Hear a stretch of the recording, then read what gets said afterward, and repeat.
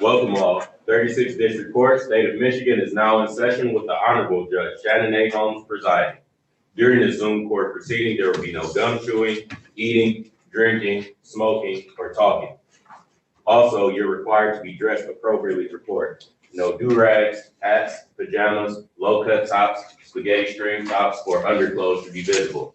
If you have any additional electronic devices, please silence them or turn them off now. Thank you all in advance for your compliance, and good morning, Your Honor. Good morning, and good morning to everyone.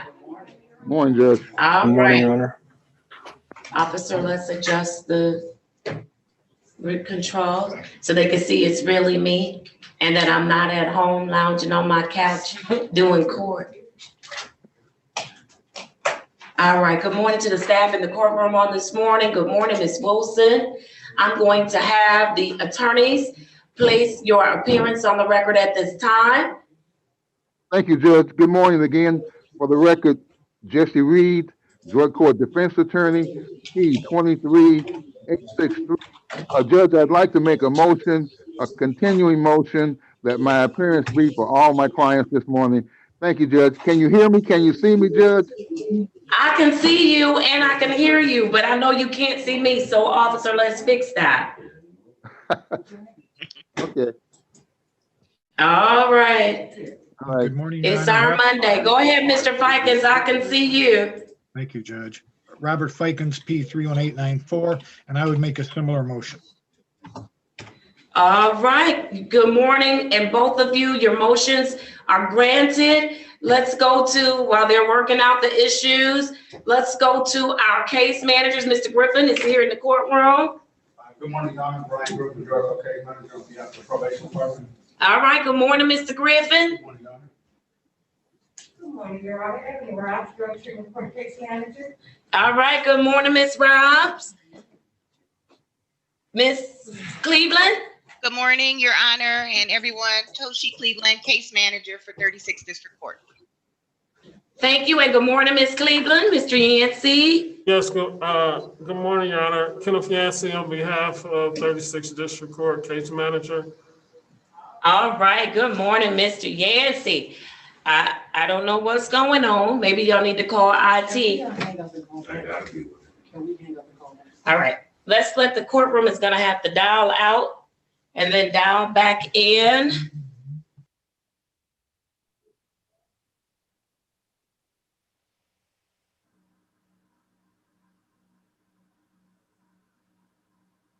Camera on my computer, because I have a camera.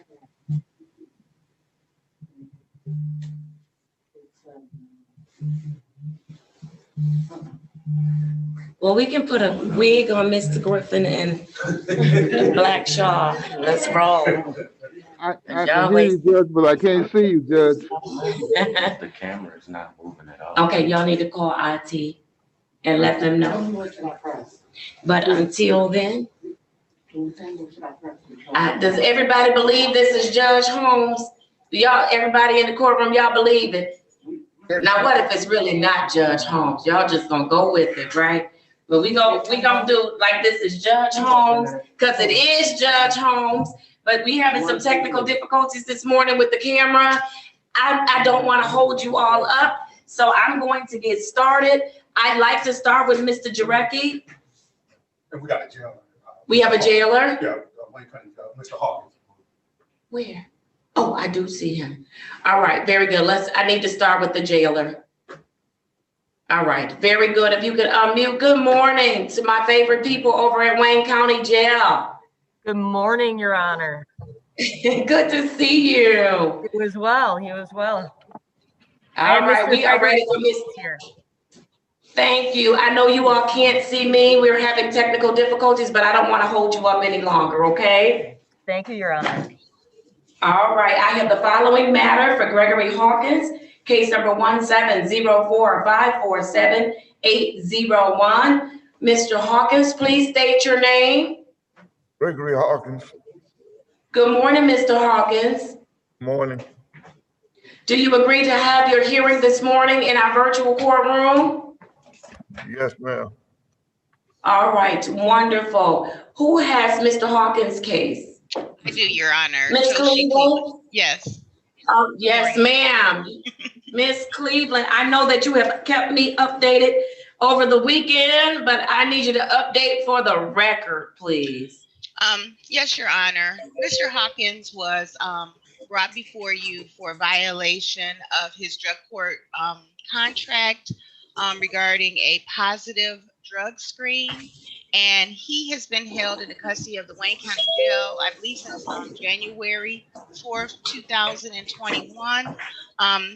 He was ordered to try to find treatment while he was there awaiting his next court date, which is today.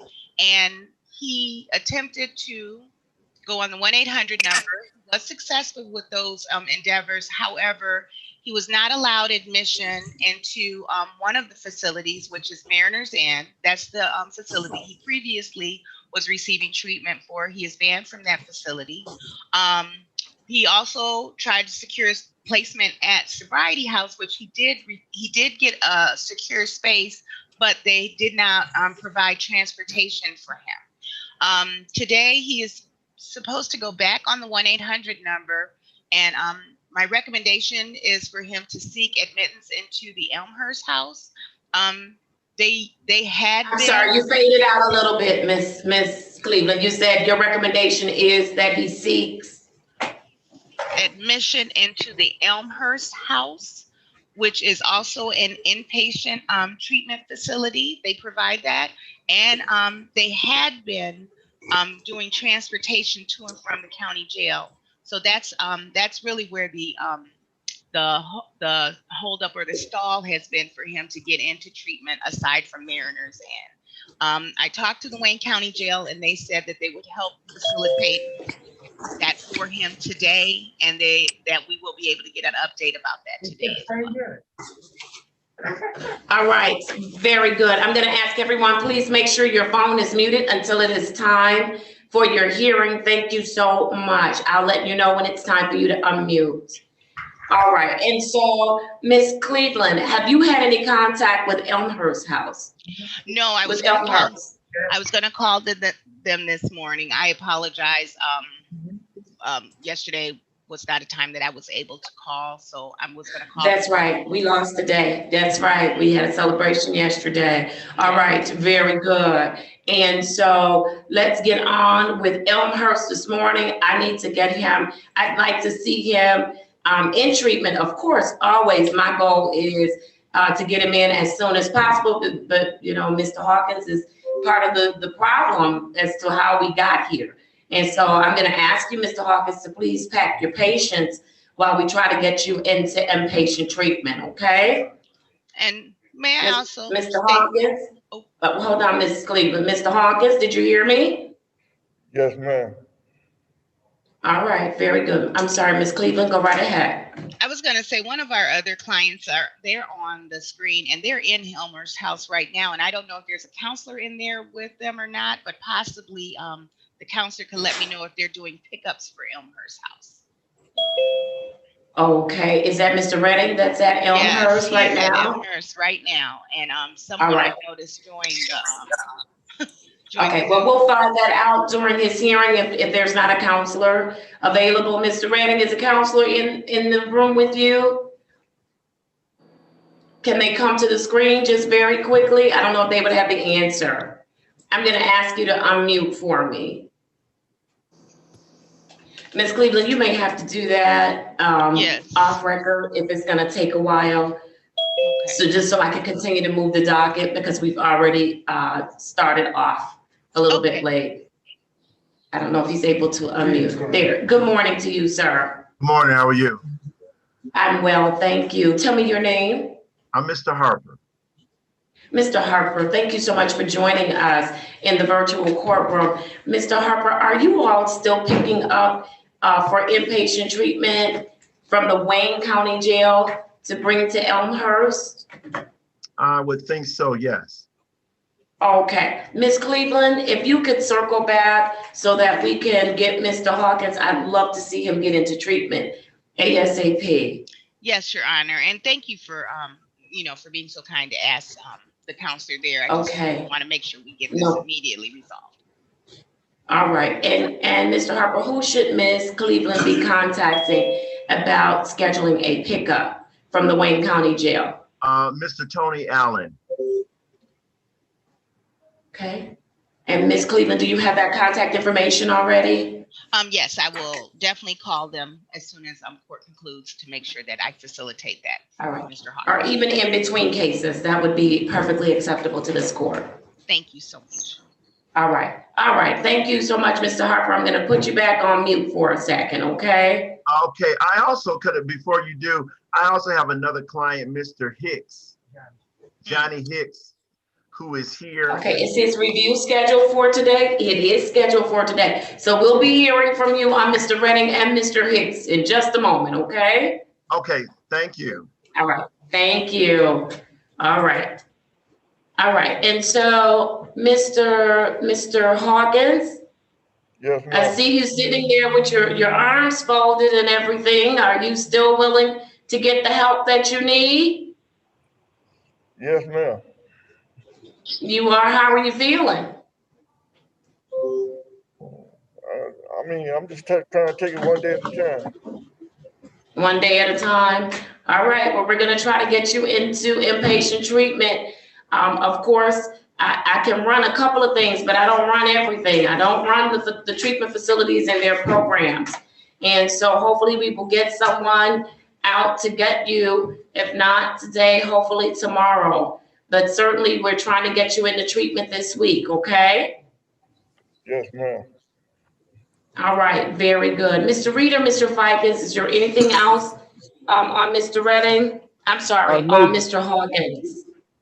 No, Judge. Mr. Hawkins, just be patient. We're trying to get you out of there. Hopefully we'll get you out today. Be patient. Thank you, Judge. And I'd like to add, yes, be patient, sir. We're working on it and we're going to try to help you. Thank you. All right, very, very good. Miss Cleveland, I'd like a return to court date in 1 week because I want to make sure that he's all settled and where he should be. Okay? And Yes. so what would that date be for Mr. Hawkins? That would be January 26th, Your Honor. January 26, 2021, and that will be at 8:30 a.m. Thank you so much, Ms. Cleveland. Thank you. All right, Mr. Hawkins, and thank you to the staff at Wayne County Jail. I appreciate you all. Thank you for your patience. Thank you, Your Honor. Have a great day. All right, you do the same. Take care and be safe. You too. Thank you. All right. I need a couple, we're gonna make some adjustments just very quickly because I just thought about I may not be in compliance with the rules.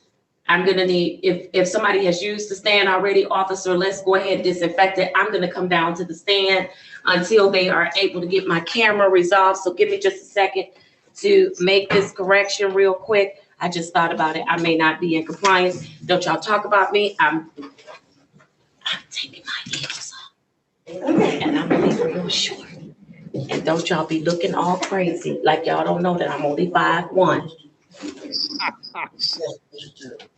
Who's laughing? That wasn't me, Judge. It wasn't me. So clearly it was. It wasn't me, All Judge. right. I'm just gonna come down.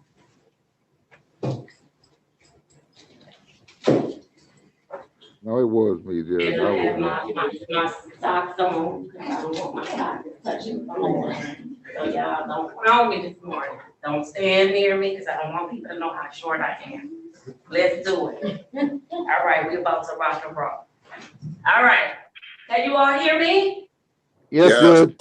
Yes, Your Honor. All right, wonderful. Let's do it. Who's up next? Next, Your Honor, is Frank Durecki. Mr. Jarecki, good morning to you. Can you unmute yourself? Yes, good morning. Can you hear me? I can hear you, absolutely. State your name for the record. I'm Frank Jarecki. Good morning, Mr. Jarecki. You are in our virtual courtroom. Oh, I need you to get my purse because I don't leave it out my gate.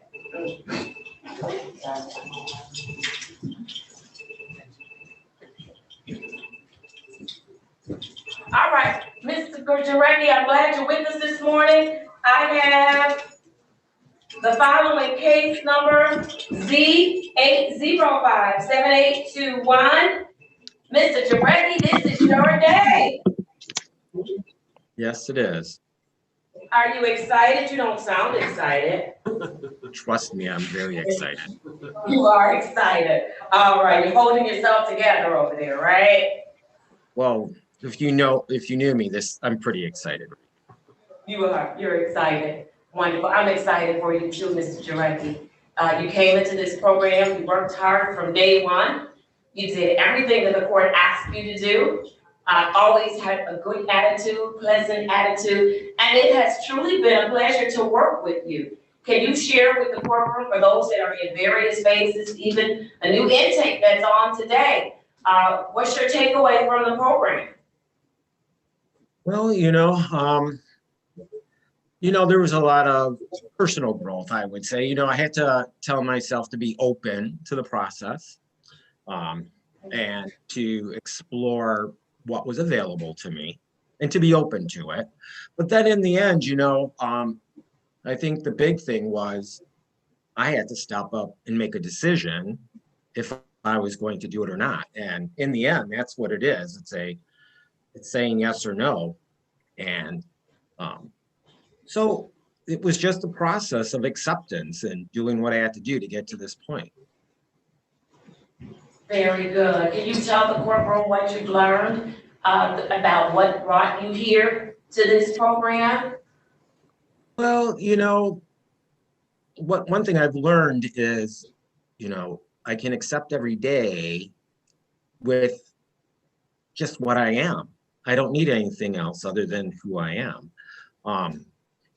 The power of conviction is very powerful. So when I was challenged or tempted, or when someone did press me, it was not that hard to say no and to have that conviction and mean it and have them not bother me any longer. So, I don't know. I feel a lot more confident these days about myself, not just with the drinking, but, being able to change my routine to something that's more meaningful, that's more purposeful. Little things, just little things, the way I changed my eating,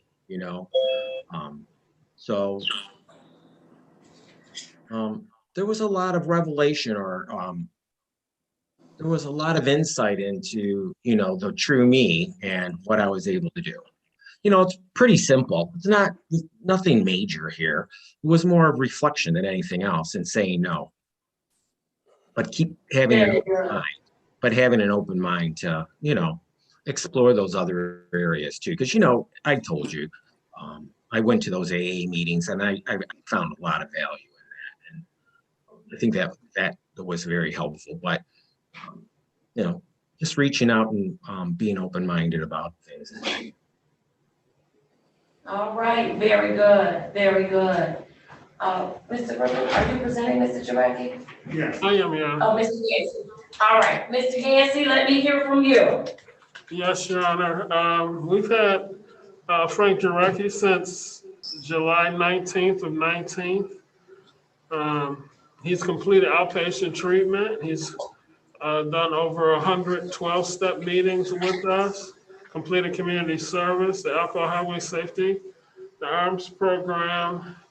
He has submitted to urine screenings, which were negative, and he paid all his fines and costs.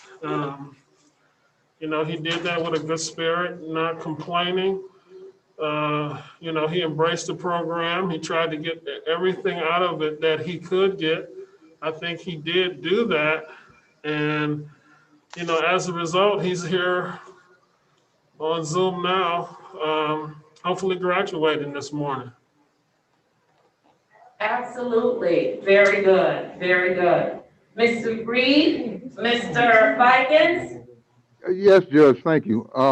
I will be making a motion in this case, but before I make the motion, I would like to make a few remarks, if I may. I want to congratulate you, Mr. Jarecki, for a good job. I didn't have much contact with you because you weren't in trouble a lot, but I did hear your presentations and your good reports. You did everything we asked of you. You accepted responsibility and you worked the program.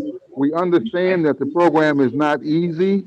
It's not intended to be easy. You did everything we asked, drug testing, counseling, NAAA meetings. You paid money, community service. You went to ARMS, Alcohol Highway Safety. You did it all. And you had a good positive attitude. Congratulations. A job well done. And now I'll make the motion, if I may, Your Honor. We can't dismiss this case, but we can close it with improvement. And I'm making the motion that the following case, Z 805-7821, be closed with improvement. And congratulations, Mr. Jarecki. A job well done. Thank you, Judge. Thank you. All right. Thank you, Mr. Figan. So good to see you, Mr. Figan. Good to see you again, Your Honor. Mr. Jarecki, like Mr. Reed said, we only saw you from afar because you did everything you were supposed to do. You didn't have much contact with either attorney, but we appreciate your efforts. You did a great job. I hope this helps you for the rest of your life. Thank you, Your Honor. Thank you. All right, Mr. Jarecki, I am granting the motion made by Attorney Reed. I am closing your matter with improvement. You have successfully completed our drug treatment court program. I need everyone in the courtroom to join me in congratulating Mr. Jarecki on his successful completion. Congratulations to you, Mr. Jarecki. Congratulations to you.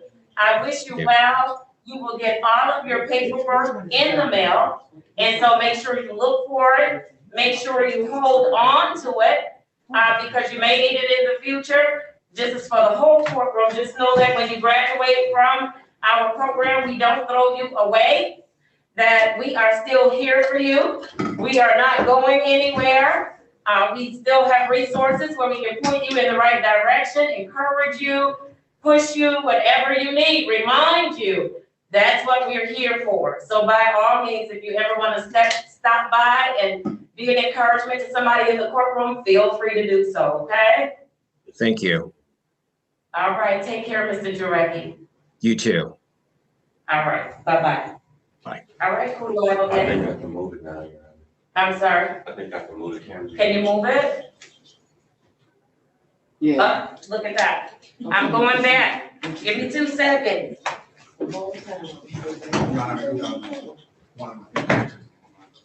Yes, who is she? Sharice Bell. Sharice Bell. Does she have her name on? She down in that person. Okay. Let me put her, Mr. Griffin, Mr. Reed, Mr. Reed. Yes, this is her. Okay. Mr. Griffin has an intake, Ms. Bevel is on. I'd like to send you to a breakout room.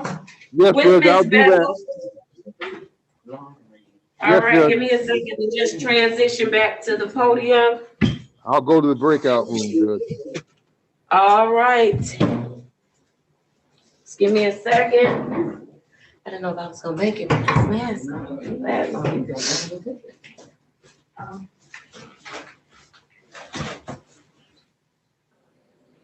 All right, give me 1 second. Let me place, where's Miss Bevel? I see the name. Good morning to you, Miss Bevel. Welcome to our courtroom. Good morning. All right, I'm going to send you an invitation to breakout room number 1 with Attorney Reed. And I need you to accept that invitation. What are they saying? All right, the invitation has gone out. He said, I've been hired for specialty court. He said they've been staffed specialty court. That's why they're on your docket. Okay, so we don't know if they're mental health or The what? specialty court. They've been sitting. Right, so we'll have to figure out which one, if they show up. We don't even know, so they can stay on my docket. All right, very good. All right, we are ready. Look, y'all, we're ready. Let's do it. All right, officer, who do we have up next? Is Dennis Hickman. Mr. Hickman? Where's Mr. Hi, Your Hickman? Honor. There he is. Good morning, Mr. Hickman. Good morning. Good morning. State your full name for the record. Dennis Hickman III. And Mr. Hickman, you are in our virtual courtroom. Do you agree to have your hearing by way of Zoom this morning? Yes, Your Honor. Wonderful. I have the following matter, case number 1904648-701. I'm echoing. For Mr. Hickman, how are you this morning? I'm doing pretty good. Cold, but I'm good. I'm sorry, you said you're doing pretty good. What Yeah. else did you say? I said I'm cold, but I'm good. You're cold. What are you doing cold? I don't know. My room is like the coldest room in the house for some reason. Oh, okay. All right. All right. I'm gonna tell you, like I used to tell my kids, then get you some blankets because we're not turning that heat up. Put on some pajamas. We're not turning that heat up. Yep, I won't turn it up. There you go. There you go. All right. How have you been doing, Mr. Hickman? Really well. Doing really good. Okay. Tell me what that means to you that you've been doing really well. I recently got back to full-time work, so I'm working at the gym. Congratulations. Thank you. Thank you. Yeah, it's great. I'm getting out of bed every day and going to work and finally losing some of the weight that I gained over the last year. So it's been congratulations. Yes.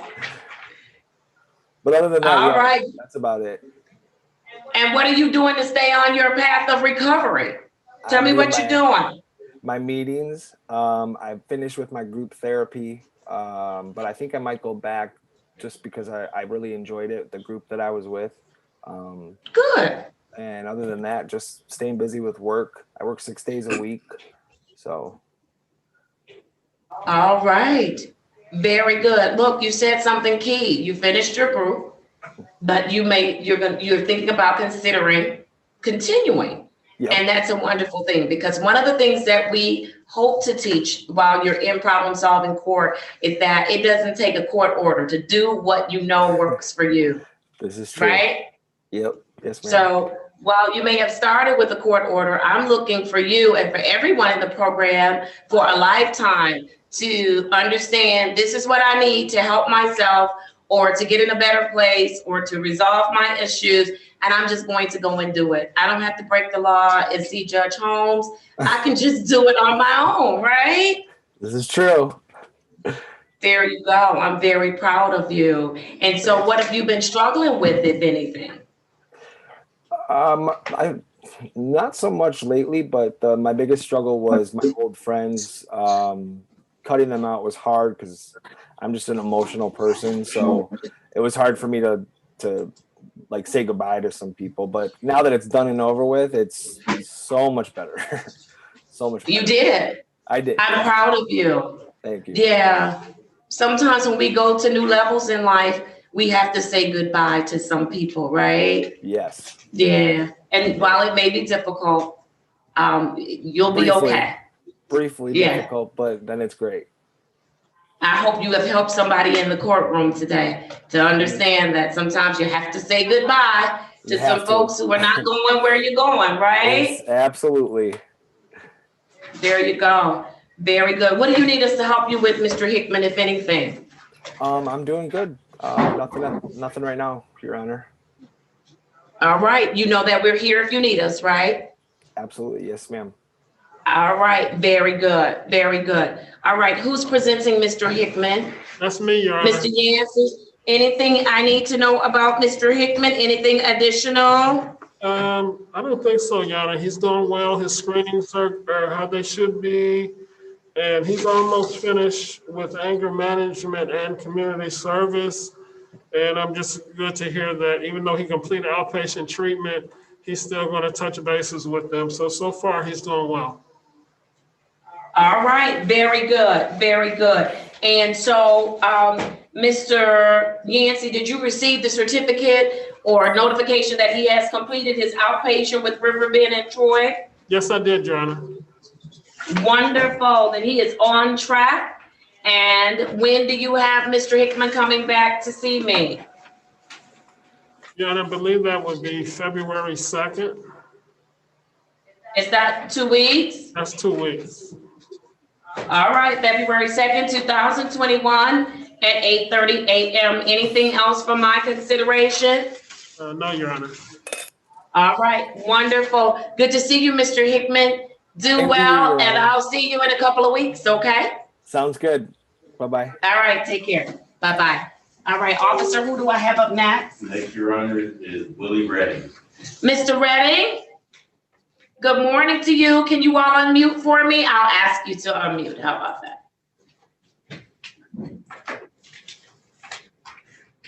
Good morning, Mr. Redding. Good morning. How are you?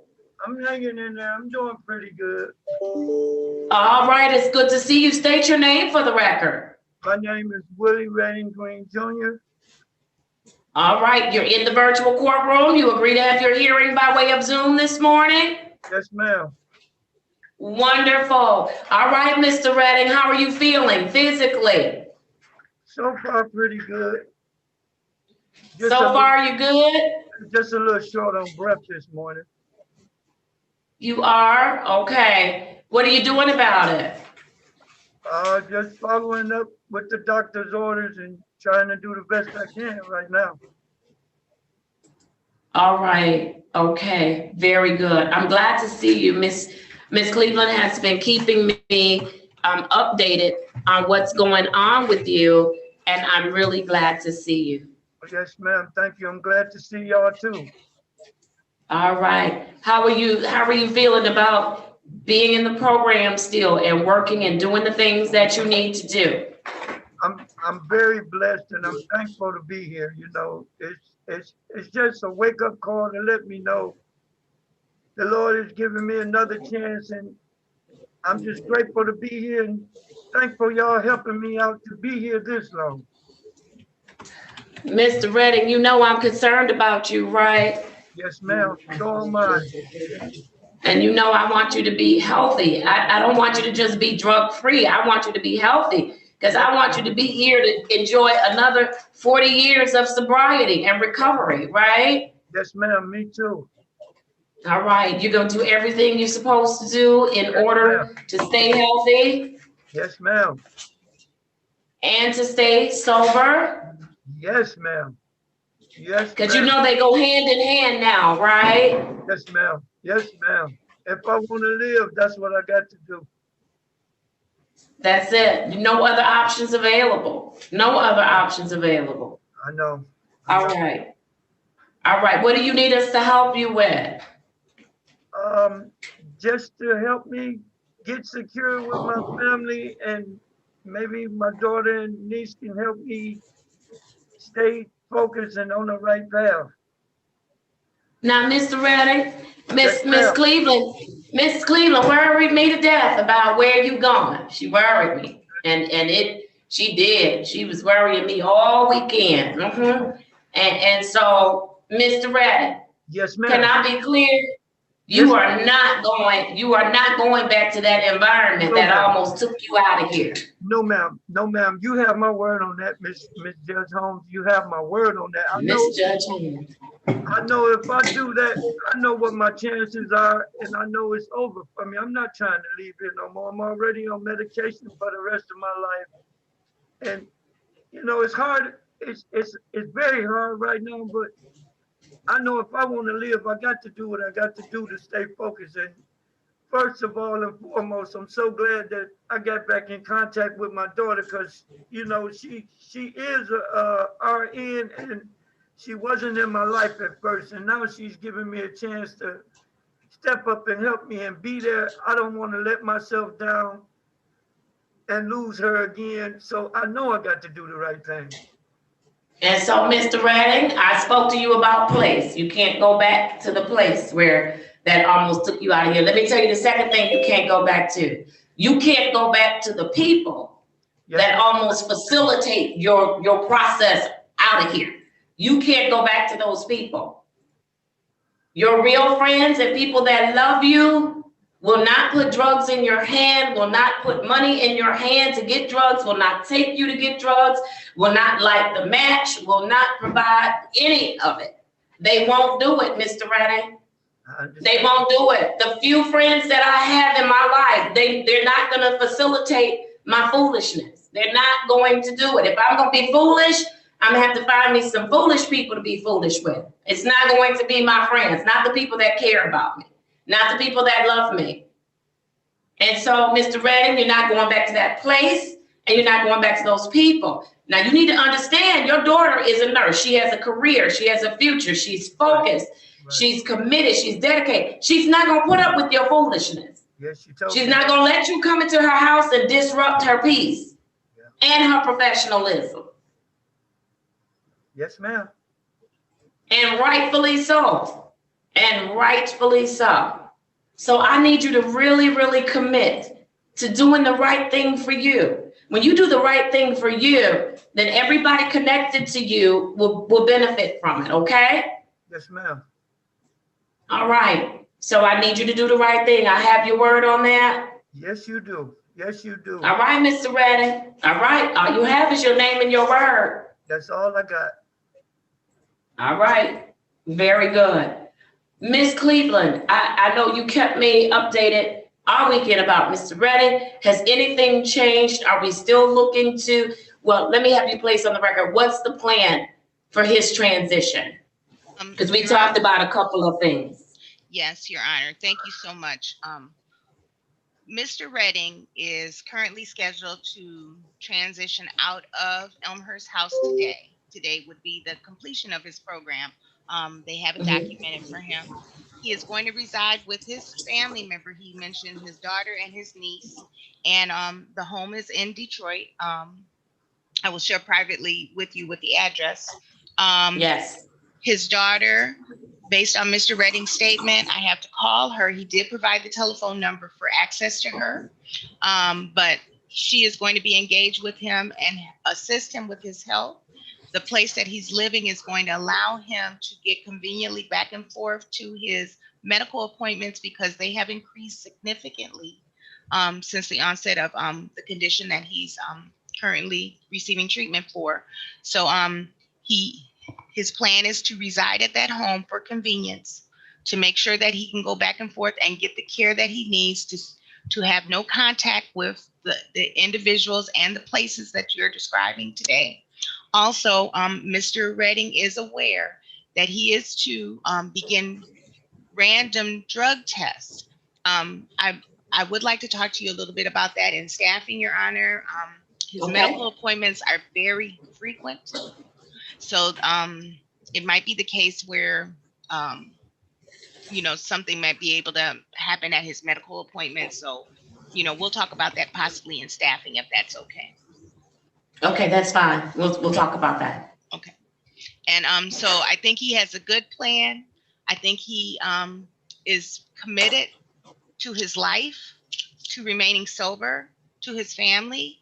And I want to trust that he is trying to save his own life and to make sure that he stays with us for a very long time. Not drug court, but the world. Right. Very good. Very good. All right. So Miss Cleveland, what I'd like to see happen is let's have him transition. I know that you're going to keep your finger on what's going on. I'd like to see Mr. Redding in 2 weeks on February 2nd, 2020. And I don't know, was he on a Tuesday already, or did you place him on Tuesday for the holiday? So if I need to adjust dates, you all please let me know. I believe he was on Tuesday already. I can't remember. Okay, y'all, it's somebody in my courtroom. He don't went and bought grocery. He got on his bed clothes pants. He drinking his morning milk. Sir, either you gonna have to turn your camera off, or you gonna have to come to the light. You are in court, and you cracking me up over here. Usually I fuss about that stuff, but you cracking me up. You drinking your chocolate milk. My John loves chocolate milk, but he can't drink it in my courtroom. Okay, all right now, all right, we good. I'm sorry, Miss Cleveland, but I was trying to hold it together, and he just came in with his groceries. I held it together. Now he drinking his chocolate milk. I can't hold it together. All right, let's go, Miss Cleveland. Tell me about it. And the only accommodation I would ask for is once he gets a more regulated medical appointment schedule, we might have to amend or adjust his Court date from dates. Tuesday. Mm. No problem at all. None whatsoever. All right, very good. Mr. Reed or Mr. Fikens, is there anything you want to add? I think I want to commend Ms. Cleveland. She put together a great plan with respect to Mr. Redding, and so I'm good with it. Is there anything you would like to add? No, Judge. Mr. Redding, work the program. Be safe. Happy New Year. Thank you, Judge. You're saying the right words, Mr. Redding. Keep up the great work. Do what you should be doing, and be safe. Thank you, you too. All right, very good. All right, Mr. Redding, you're gonna go home with your daughter. I'll see you in 2 weeks, but if you need me before then, or you need anything from the court, just dial in. It'll be the same dial in that you used today, okay? Thank you. And I'll just All right, do well. Your Honor, Yes, you may. I'd like to just say I sure thank you and Miss Cleveland, because without y'all, I don't know what I'd do right now. Well, Mr. Redding, we are thankful for you that you accepted the help that was extended, because we can't do anything without you. Thank you. We can't do it without you, so thank you. And I always tell people, you can tell me thank you. I prefer that you live thank you. Just live it. Just live like you're thankful for another chance, okay? Appreciate it. All right, I'll see you in 2 weeks. Okay. All right, take care. All right, who do we have up next? Next, Your Honor, is Marquell Todd. Mr. Todd, good morning. Unmute yourself for me, Mr. Todd. Good morning, Mr. Todd. Good morning. Good morning. Mr. Todd, you doing what you're supposed to be doing? Yes, ma'am. Is that why you smiling at me? Yes, ma'am. You see me smiling back at you? Yes, ma'am. I'm smiling at you like you smiling at me. All right, Mr. Todd. Say your name, state your name for the record. It's Marquell Todd. And you are in our virtual courtroom, Mr. Todd. Do you agree to have your hearing by way of Zoom? Yes, ma'am. Wonderful. All right, Mr. Todd, what's been going on with you? What have you been doing since the last time I've seen you? Currently, I've been testing at jams 3 times a week. I've been going to my outpatient meetings twice a week. I've been doing my NA meetings on Zoom 3 times a week. And also I meet with my recovery coach twice a week, and I'm currently still employed. Look at you. Are you doing your MAT? No, I was on Vivitrol from December 11th to January 11th. I think I don't need Vivitrol anymore. I just need to focus on my attitude. All right. All right. Where are you living now? Who are you living with now? I stay with my grandparent and my dad. Okay, and how's that working out? My dad and my grandpa. Oh, it's working out fine. There's no drugs here. Nobody uses drugs or drink or nothing like that. It's working out fine. All right, Mr. Todd, tell me something you've learned since the last time I've seen you. I learned that I have an attitude problem. I have a problem with following rules and just working on myself. Do you see me, Mr. Todd? Yes. You said you have an attitude problem and you have a problem following the rules. Yes. And you have a problem with people telling you what to do, don't you? I don't like people telling me what to do, but I got myself in this situation, so I understand the circumstances. You understand it. Yeah, I made a commitment to Mr. Griffin. Mr. Griffin has been very, very helpful to me. He's been very helpful to me. He calls me, he texts me, asks me, am I going to work? And I made a commitment. When I give my word, I gave him my word. I was going to do the program and follow all the rules. And so that's what I'm going to do. And Mr. Todd, I am so, so proud of you. And I know you hit a huge bump in the road, but let me tell you why I'm proud of you. You got up. We didn't have to go looking for you. We didn't have to go get you.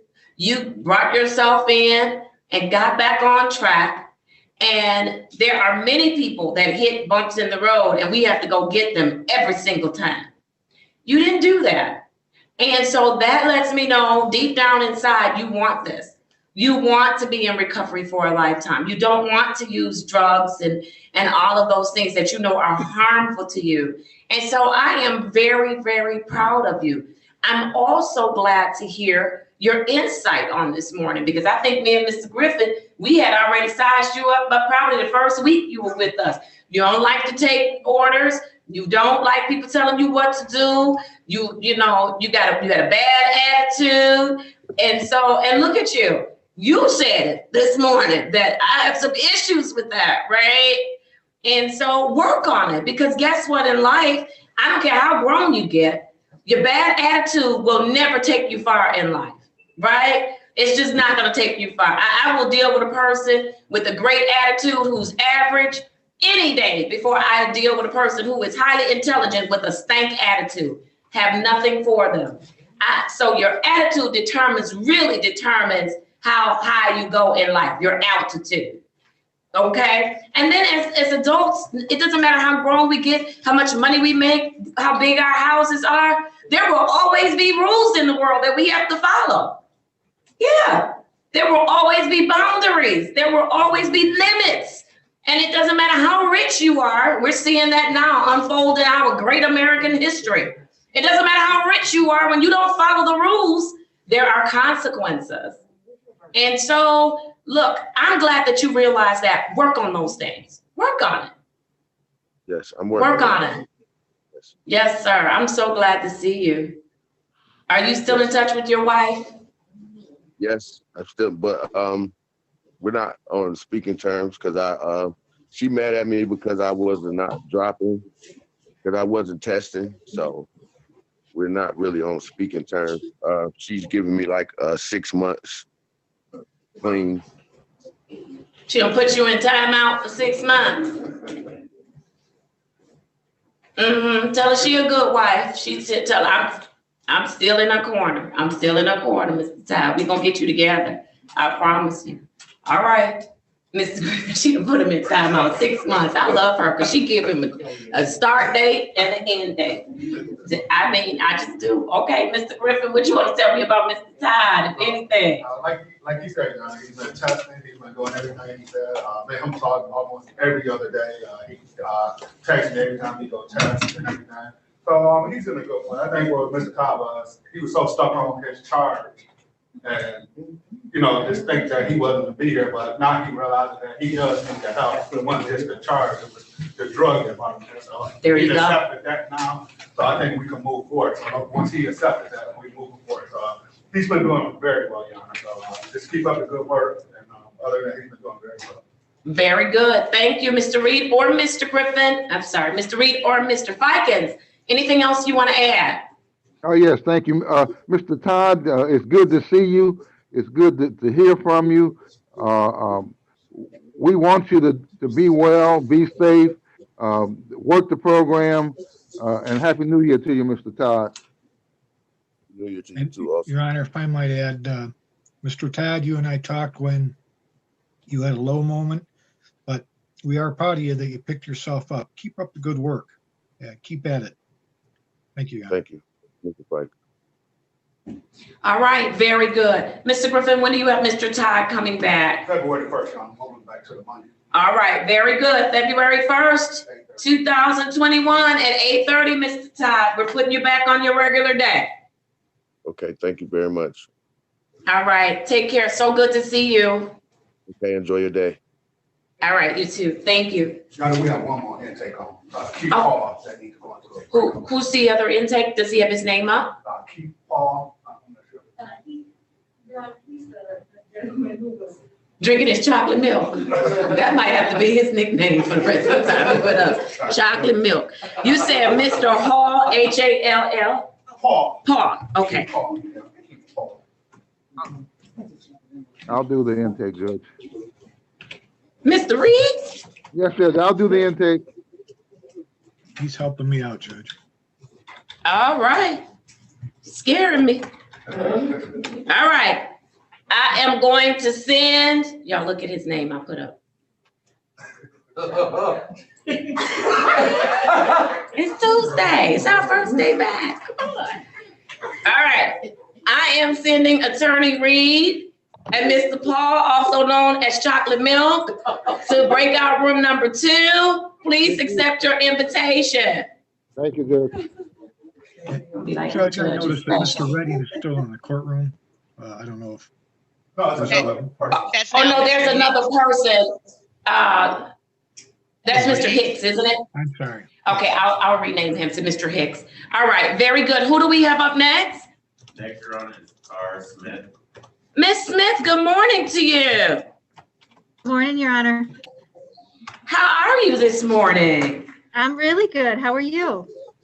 I am doing very well, thank you. Miss Wilson, I am so sorry. I have not read one case number into the record this morning, so I am going to read Miss Smith's case number into the record. It is case number 1906074001. Miss Smith, state your name for the record. Sarah Smith. And Miss Smith, you're in our virtual courtroom. Do you agree to have your hearing by way of Zoom this morning? Yes, I do. Wonderful. How are you doing, Miss Smith? I'm doing really well. All right. Tell me what's been going on. I don't think I've seen you in the new year, have I? 2 weeks ago, yeah. Did I? Okay. Just let everybody know I'm having a senior moment. You were supposed to go with me. Like, I don't know, Judge. It's okay. It's okay. All right, Miss Smith, what have you been doing? Tell me how you've been working your program.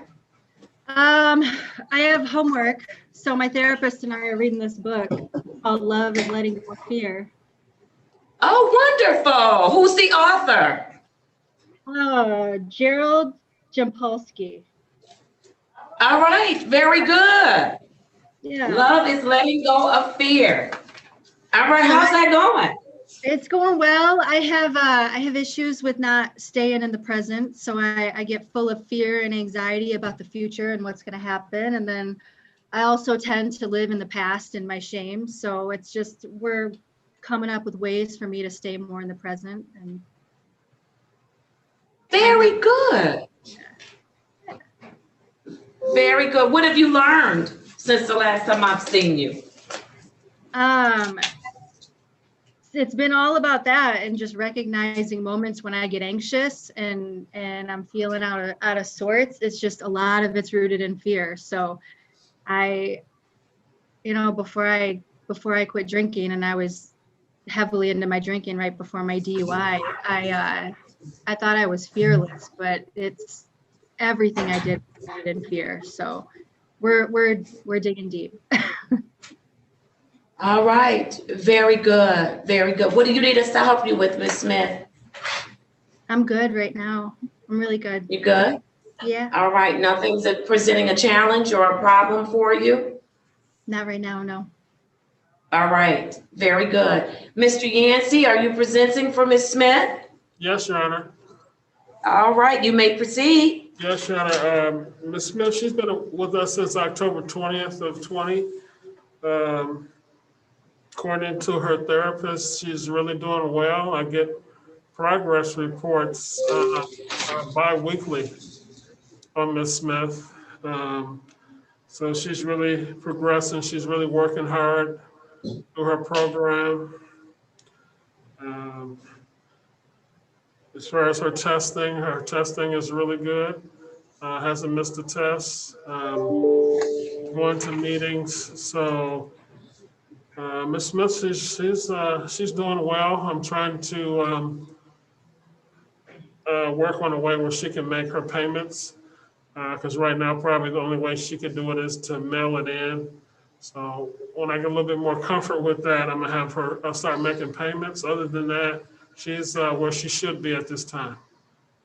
All right, very good. Mr. Vikings, is there anything you'd like to add? Smith, you've been doing a great job. Keep up the great work. We are very proud of you. Thank you, Your Honor. All right. Very good. All right, Ms. Smith, you are doing a great job. I want to encourage you to continue to do so. Mr. Fikens, when do you have Ms. Smith returning to court? Yeah, if February 2nd is still a good date, then we would have it February 2nd. You know that's Tuesdays for the veterans, but that's fine if you need to keep. Well, she was, I think she was actually used to be on Thursdays, but we switched a lot of people around. So if she could come in on the 4th, February 4th, that'd be great. All right, is the 2nd or the 4th the better date right now? The 4th. The 4th is the better date. Does that work for you, Ms. Smith? Yes. We're trying to get everybody back on track. Okay. All right.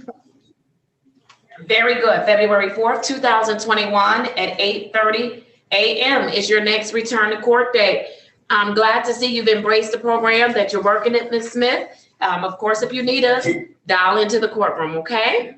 All right. Thank you, Your Honor. All right. Take care. Enjoy your day. Bye. All right. Who do we have up next? Next, Your Honor, is Brandon Gilkey. Mr. Gilkey. Where is Mr. Gilkey? Mr. Gilkey? Oh, there's Mr. Gilkey. Good morning, Mr. Gilkey. I'm well. How are you? I'm pretty good. Oh, with all your noise in the background. All right. State your name for the record. Brandon Gilkey. You're in our virtual courtroom. You agree to have your hearing by way of Zoom this morning? Yes. Wonderful. I have the following matter for Mr. Gilkey. 200-568-4301. Mr. Gilkey, how are you doing? I'm doing good. Tell me what that means to you, that you're doing good. Just following the rules, doing my testing, going to my meetings, staying out of All right. trouble. Well, that's always a good thing. What have you learned in those meetings? What's been your takeaway? Taking one day at a time, and also that don't fear change. Don't fear change. Very good. And one day at a time. Those are some really good things to learn. Are you applying them or attempting to apply them in your everyday life? Yes. All right. Very good. Very good. And so, Mr. Gilkey, are you still doing your outpatient treatment at Sacred yes. Heart with John? Yes. How's that going? It's pretty good. It didn't get better. I didn't start opening up more. I'm glad to hear that. I'm very glad to hear that. That therapy outpatient piece is essential to your success for a lifetime, right? And so I'm really glad to hear that you're feeling more comfortable and you're opening up. Is there anything you need us to help you with, Mr. Gilkey? No, not at this time. Not at this time? All right, work is going well? Yeah, very busy. It's very busy. I get it. I get it. All right, let me hear, Mr. Griffin, you have Mr. Gilkey? Yes, Your Honor. Mr. Gilkey is doing fine. He's testing, he's in treatment, going to the meetings. Talked to him a couple of times a week. So everything is going well, no problems. No issues. All right, Mr. Fikens, anything? Mr. Gilkey, one thing that I noticed from what you said, and I appreciate it, don't fear change. I think that's a good thing to say. Keep up the good work, sir. You're doing well, and we're proud of you. Thank you, John. All right, very good. Mr. Griffin, when do you have Mr. Gilkey coming back? February 1st, Your Honor. It's back on Monday. Back on a Monday. Did you hear that, Mr. Gilkey? February 1st, 2021 at 8:30 a.m., okay? All right. All right, thank you, sir. Have a good day. You too. All right, officer, who's up next? Next, Your Honor, is Cody Hanna. Mr. Hanna, I turned off his camera. Where's Mr. Hanna? Mr. Hanna? Yes, Your Honor. Okay, I'm gonna ask you to turn back on your camera. Give me a second. I'm gonna send you. Okay. I'm asking you to start your video. Hi, Your There Honor. you are. Good morning to you. Morning to you. All right, state your name for the record. Cody Hanna. All right, Mr. Hannah, you're in our virtual courtroom. Do you agree to have your hearing by way of Zoom? Yes, I do, Your Honor. Wonderful. I have the following matters for Cody Hannah. I have U 5630962, U 5630992, U 563-13120, U 563-13420, U 563-13620, U 563-14120, U 563-15020, U 575-84020, U 575-99320, U 581-17920, and U 563-14920. Mr. Hannah, how are you doing? I'm good, Your Honor. How are you? I'm doing well. Where are you today? As of the moment, I just got into work. I don't know if Miss Tassie Cleveland informed you, but I was on quarantine because of the COVID. We had a scare at work, and it got pretty serious for a week until everybody's tests came back. So I'm blessed. Everybody happened to be negative, and back at work. And so for you, yes. And so I'm very glad about that. And Miss Cleveland did, in fact, tell us that you were on shutdown, on lockdown. And so I hope everything has kind of gotten back to some normalcy, right? Yeah, absolutely. It was scary. It was scary for a couple of days, but we got the test results back, and we're back, got the ball rolling. All right, very good. And so how are you doing at Mariners Inn? No, remember, I'm not at Mariners Inn. I transferred my recovery housing. That's right, you're in recovery housing. Very good, very good. And so how is that going? Yeah, I forgot about that. Yeah, remember, because after the 30 days, I was in the transitional at Mariners for going on 2 months, but I changed. I'm now at peak recovery. It's in Warren. I finally moved out of Detroit for the first time in a long time, and it's nice. It's a change. I don't know nobody. Nobody knows me. You know, it's a fresh start. I think it was a power move. Feels good to not, to be in a change of scenery and not really know where I'm at, and it's nice. All right, very good. And more importantly, Mr. Hannah, that you're changed, right? Yeah. It's nice. I like it. Very good, very good. And so they're treating you well there at peak recovery? Yeah, absolutely. They treat me with a lot of respect. It's me and a couple guys. The house is nice. It's just it can, in comparison to Mariners Inn, it's not. It's more. How do I say it? It's not as big. There's more one-on-one with individuals, and it's more time taken out for each person. It's not, like I said, there's not as many guys. We're in a 4-bedroom home, ranch style home, and it's nice. All right, very good, very good. Well, you look good today, Mr. Hannah. You do. How's work going? Well, like I said, I was off for 8 days, and it was kind of like it was unexpected vacation and quarantine, so that, like I said, that was a little scary, but I'm back as of yesterday, and everything's great. All right, very good. What do you need us to help you with, Mr. Hannah? Nothing at the moment, Your Honor. Everything's great, All right, Miss Cleveland, what do you want to tell me about Mr. Hannah? Good morning, Your Honor. Again, Mr. Hannah is doing very well. He has transitioned into this home through his affiliation with Motor City Mission. Peak Recovery is a positive place for him.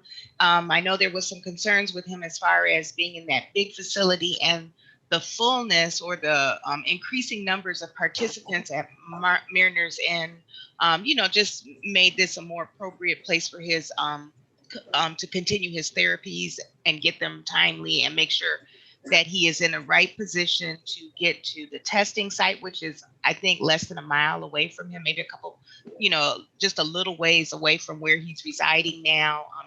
There's Jams. Also, his volunteer work and his actual work is right there close by, and that's the affiliate as well as Motor City Mission. That's where he's doing his work. He's also glad to be, I think I heard him mention Detroit. He's glad to be out of Detroit because it does have some trigger for him as far as impacting his sobriety. So that was another positive move for him, I believe, personally. So that was something he mentioned. And he's doing well. I just found out today that he was released from quarantine.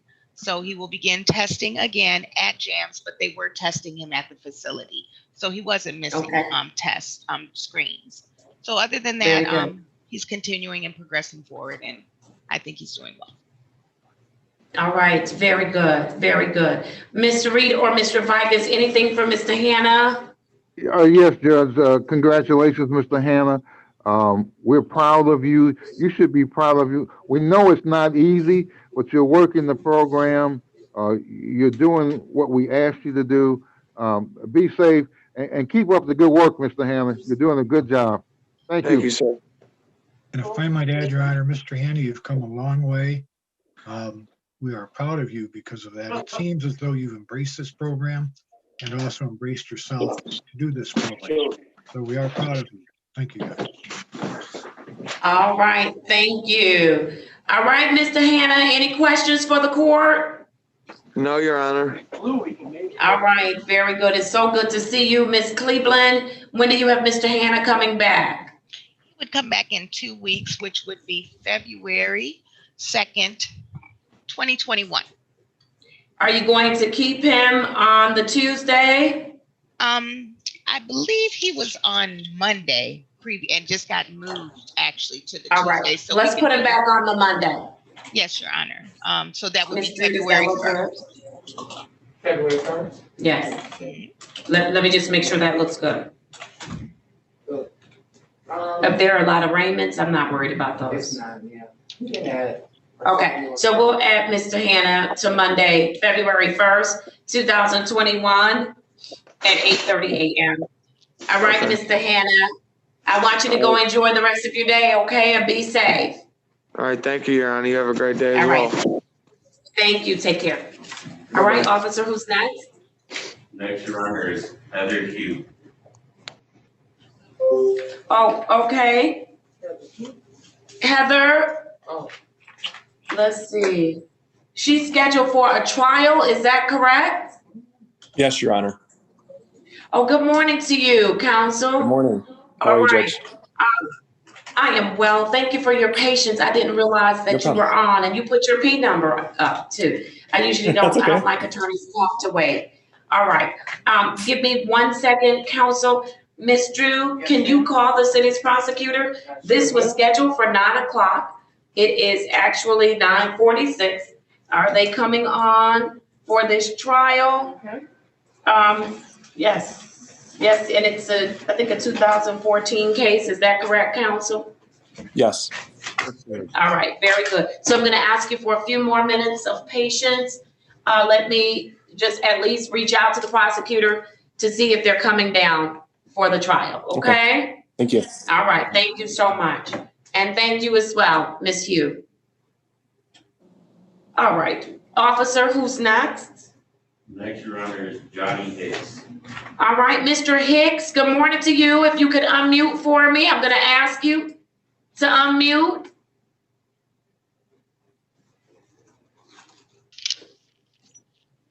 I have the following matters for Johnny Hicks, U45262918, U47195118, U994377713, case number 155360301, 155362781, 155363664, counts 1, 2, and 3. Mr. Hicks, state your name for the record. Johnny Hicks. Good morning, Mr. Hicks. How are you? Okay, how are you? I am doing well. Thank you, sir. You are in our virtual courtroom. Do you agree to have your hearing by way of Zoom this morning? Yes, Your Honor. Wonderful. How have you been, Mr. Hicks? Oh, I guess I'll make it. You guess you'll make it. What does that mean? I'm here. It's doing well here. I'm in a safe place. You're in a safe place and you're doing well. Very, very good. Tell me what's going on with where you are. We're going to classes, group classes, and everybody's, trying to get themselves together and finishing the program and trying to, they complete the program. Okay, and you've been there for a while, haven't you? Oh, yes. You have been. And one of the goals that I have for you is that once you leave, that you're going to be transitioning, and yes, Ms. Joker, that you're going to be transitioning to a stable living environment, because I don't want you just out there without a place to go, right? Right. Okay. And you still want that? Go ahead. No, I said I was glad you had stopped me when I first started. I cleaned my life up now. I don't know where I've been if you hadn't. Yeah. Now, when you get that apartment, you'll be able to keep that apartment, right? Right. There you go, I Ms. wasn't G. right, Yeah. I'm so glad you decided to work the program. I am. Because look at you. You look good, Mr. Hicks. Yes. And I hope you feel good. Yeah, I'm going to the doctor to take care of my medication. All right. Very good. Have you been in touch with your child? My daughter? Yes. Yeah, I talked to her. Yes. Okay. How's that going? Oh, she's all right. She's doing okay? Yeah, she's waiting on me to see me. Waiting to see you. I know with this whole pandemic and everything else is a little bit tough, but we're getting there. If everybody does their part, we will get there. We will get there. I promise we will get there. All right. Very good. And so they're treating you well at the facility? Yes, they're nice. Everybody's good. All right. Very good. Miss Cleveland, tell me a little bit about Mr. Hicks and where are we? What are we doing? We're still in touch. We're working together, he and I, and the Elmhurst house, and we're making sure that he's finding the appropriate living space for himself. He has options, but we're still working with Mr. Ramsey to make sure that it's all in line with his income status now. Also, I want to make sure that in his transitional living plan that he's able to get back and forth to his therapies, his substance abuse therapy, so that he can remain connected, because I don't want him to be so far off base that it would be a challenge for him to get back and forth to his to get his drug testing or to complete his substance abuse therapy. So those are all things that are part of his plan. But Mr. Ramsey, and I think he mentioned, I'm not sure if he mentioned, but Mr. Ramsey and Mr. Hicks met again on Saturday, and they're still progressing. It's just not in the affirmative yet where, he's going to be. The placement, the apartment has not been actually acquired yet. But I'm glad to hear that Mr. Hicks is going to be able to remain at Elmhurst House until he secures that appropriate place to live. All right. And do you have any time frames for working on this placement? Because how long has he been at Elmhurst House? He's been there. I'm gonna just get his contract out. I'm so sorry. And I thought I saw his counselor in there, but he was admitted into our program in September, so he's probably coming up on a time frame that has to kind of get him moving a little bit. But I do have a backup resource for him that is available. Lake Ridge Village will allow him to, even for a temporary situation until he's finding more permanent residence, That's if he has to leave where he is, you know, without securing a place. So that's something Mr. Hicks and I have talked about as well. But All they're trying right, to move it very forward. good. I really want us to work on a transitional plan, because what I don't want to happen is that all of a sudden we get that call that, hey, because of funding or what have you, he's got to go, and we don't have a place for him to go. And I don't want to just put him somewhere. I want him to still be in an environment where he can work on his recovery, but that's also safe and that's more of a permanent environment. Because Mr. Hicks, listening to you, it sounds like you're ready. This time you're ready for a place, right? Right, yes. All right, very good. So let's work at that, Ms. Cleveland. I know you're already doing it, just for purposes of the record. So let's work at it, okay? Yes, Your Honor. Thank you so much. All right, very good. Mr. Reed, Mr. Fikens, anything for Mr. Hicks? Yes, Judge. Mr. Hicks, keep up the good work. It's always good to see you. It's always good to hear you. Be safe, Mr. Hicks. Be safe. Thank you. Thank you, thank you. Your Honor, if I might add, we are proud of you, Mr. Hicks. You're doing it. Keep up the good work. Keep doing it. And be safe. Okay, good. All right, we are proud of you, Mr. Hicks. You're doing a great job. You look like you're doing a great job. I hope you feel like you're doing a great job. And so just keep up the good work and give us that opportunity to help you, assist you with your housing, okay? Okay. All right, very good. Yes, sir. Yes, when I was homeless out there, I was staying out there on downtown, you know, the Hart Plaza. And I was going through a program with Mr. Hill, with a DAV program for trying to get my tickets straightened out of there. They couldn't find me, so I completed the program there while I was homeless. Okay, well, let me say this to you. I have a number of tickets on my docket for you that when you successfully complete this program, I believe everything can be dismissed. Everything can be dismissed. And so, but it'll be when you complete this program. You have to successfully complete the program in order to have all of those matters dismissed, okay? Oh, okay. Oh, thank you so much. Yes, sir. We're still working with you and for you, okay? All right, God's good. Yes, sir. All right, Miss Cleveland, when do you have Mr. Hicks coming back? We have him coming back on Monday, February 1st at 8:30 a.m. if that's still a good and available time for him. And yes, ma'am.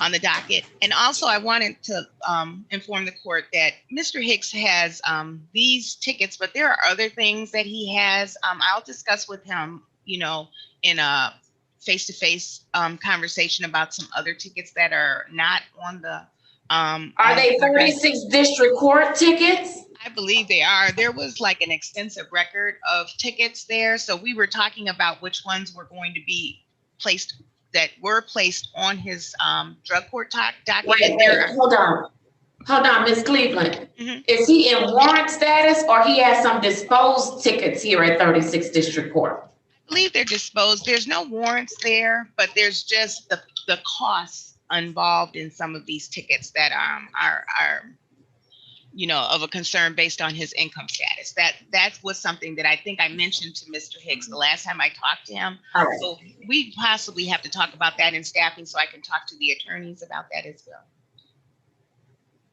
well. Okay. All right, I'm looking at that. This is the list of things that's not on my docket, right? No, those are all on your docket. Oh, so yeah, but he shouldn't have cost assigned to these because it should be, well, I don't know how they do it. For drug treatment court, he should have one cost assigned. Mm-hmm. Okay. All right, but then she's saying there's some other matters that have been disposed of that he still owes money on. Okay, so this is everything for Mr. Hannah? No, this is Hannah. I need Mr. Hicks. I'm sorry. I just saw that's Hannah. All right. And so we'll look at it because we won't resolve it in court this morning, but let's look at it And then let's talk about it in staffing. Ms. Reed, Mr. Fikens, Yes, as Judge. to, as long as he's, maybe we'll look at something, as long as he's successfully working the program, we'll do it in intervals or what have you. And so, yeah, but it'll have to be based on his successful working in the program. Okay? Yes, Judge. All right, how does that sound, Mr. Hicks? Oh, it sounds all right. Thank you. All right, very good. Then I'm gonna give us some time to work on that. I'm gonna see you again on February 1st at 8:30 a.m., okay? Okay, I do. I will. All right, take care and stay safe. Okay, y'all have a blessed day. You too, thank you. I saw the prosecuting attorney to Ms. Walker. She went to talk to Ms. Ross. She brought an offer. Oh, for counsel. Oh, see, today is, counsel for Miss, is it Miss Huff or Miss Howe? Hugh, I'm gonna get it right, I promise. All right, counsel, there is an offer on your client's case by the city to dismiss it without prejudice, but with a stipulation of probable cause. How would you like to proceed? With no fine or anything, Judge? No, it's a dismissal. But your client will have to stipulate the probable cause. I think that would be okay, Judge. I just need, if I could just have 2 seconds to talk to her. Okay, I'll put you in a breakout room and then you all can come back and join me. And then we'll be ready to go. We'll be Give me ready in just like a 1 minute. second. That's a good All deal. right, you will, Mr. Reed. You will receive an invitation to go to breakout room number 3. Please accept that invitation. All right, very good. Thank you, Ms. Walker. I appreciate it. Good morning, Judge. I'm not done. I'm speaking to Ms. Anderson. Oh, yeah, because I'm trying to stay within the celebratory of the Dr. King. I watched all 3, part 1, part 2, part 3. I watched the I Have a Dream speech. I promise you, and I did it all in the name of Miss Anderson. Yeah, okay. All right, who's next? Who's next? Next, Your Honor, is Sharice Bevel. Okay, that's an intake, Ms. Bevel. You're gonna have to hang tight just for a minute. I put the intakes at the end of the docket. I want you all to see what we do in drug treatment court, how it works, what my expectations are, how the staff works. And so I know it's been a long morning, but hang in there with us, okay? All right, thank you. And make sure you're muted, because the last person that was an intake, and I saved them for last, they said some foul stuff and they thought they was muted, and now they sitting in my box here in the courtroom, probably on their way to jail. And so I had to watch Martin Luther King and everything over the weekend to help me to get my attitude together about her. And so just make sure if you're talking, y'all keep yourself muted. All right, because if I hear you, I'm taking it into anything you say will be held against you in the court of law. I got that from Law and Order. All right, counsel, are you ready on your client? We are ready, Judge. All right, very good. Let me call that case. Thank you all for being so patient on this morning. I have case number U-161-554-14.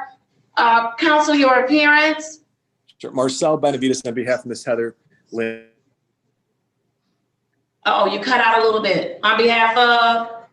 On behalf of the defendant, Heather Hugh.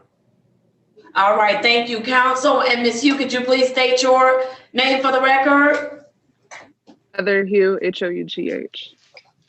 All right, thank you. And we want to make sure that that is spelled correctly in the ROA, because on my docket, that is not how her name is spelled. Okay. And that's probably why I overlooked this morning. All right, very good. So we'll get that right. So your paperwork will reflect your right name, okay? Yes, ma'am. All right. And so, counsel, there's an offer from the people to dismiss your client's matter without prejudice with the stipulation as to probable cause. How are you proceeding? Judge, we'll take advantage of that offer and have the case dismissed. Okay. Ms. Hugh, are you stipulating the probable cause? Yes, ma'am.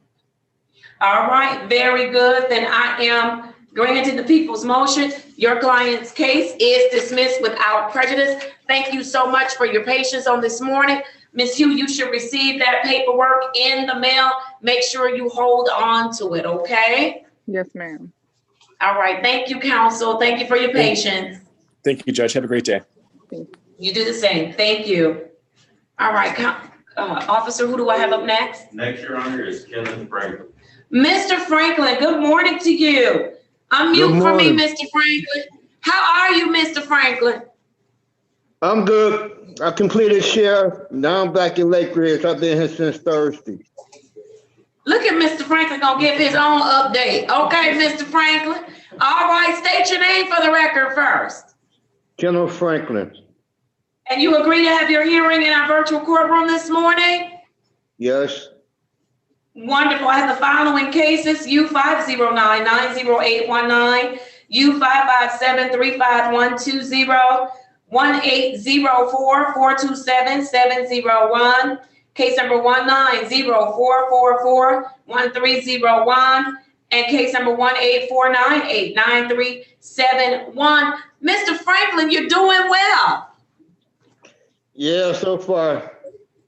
Mr. Franklin, how do you feel when you're doing well? When you're not drinking and all of that stuff, how do you feel? I feel great. I'm ready to do this now. I'm ready to stop playing games with myself, and I'm ready to start playing games with you in the courts. I'm ready to do Come on, Mr. Franklin. What did you say? I said I'm ready to do whatever it takes. Come on, Mr. Franklin, you're such a good guy. You're such a nice guy. And when you're not drinking, you clean up well. You sound good. I want to say something else, but I can't. You sound good. You look good. Come on, Mr. Franklin. Let's just do this for a lifetime. Okay, I'm going to do it this time. Come on. And then what happens when you start drinking? What happens to your friends and that lady, that woman you went to go commingle with? What happens when you start drinking? Everything go messed up. Everything go wrong. Everything go wrong. She don't even want to be bothered with you now, does she? I don't want to be bothered with her. Mr. Franklin say it's a two-way street. Mr. Franklin, have you been in touch with your mom? Yeah, all the time. I always keep in touch with my mother. But doesn't she like to see you when you're sober and you're doing the right thing? Yeah, she loves it. Come on, miss. I want you to do it for you. How old are you, Mr. Franklin? 54. Mr. Franklin, you're too young to be just throwing it all away. I ain't playing no more games. You got a lot of life ahead of you, Mr. Franklin. Let's make it count. Let's make it good. All right. I have your word. You got my word. All right, you back at Lake Ridge doing well? Yes, I am. All right, how are they treating you at Lake Ridge? They treat me good. They treating you good? They always treating me good here. They do. So I need you to treat yourself good. Okay. Right? Right. All right, are you going to any classes while you're there? Yeah, every day. Every day you going to class? Tell me something you learned. I got a recovery coach. I just need to stay focused on learning how to stay focused on my way of thinking. Not having a negative way of thinking, and change my attitude. Change that attitude. I know Mr. Franklin get mad at me. You be over there calling me all kind of names, don't you, Mr. Franklin? No, you better not answer. No, I don't be mad at you. It's your fault. It's not my fault. I just happen to care about you. That's all. That's it. I just care about you. I know you're a good person deep down inside. And I want you to have a good life, but I know you can't do it with alcohol. You can't. You can't. Mr. Franklin, where do you see yourself going from here after you leave Lake Ridge? Do you want to live independently on your own? Yes, I do.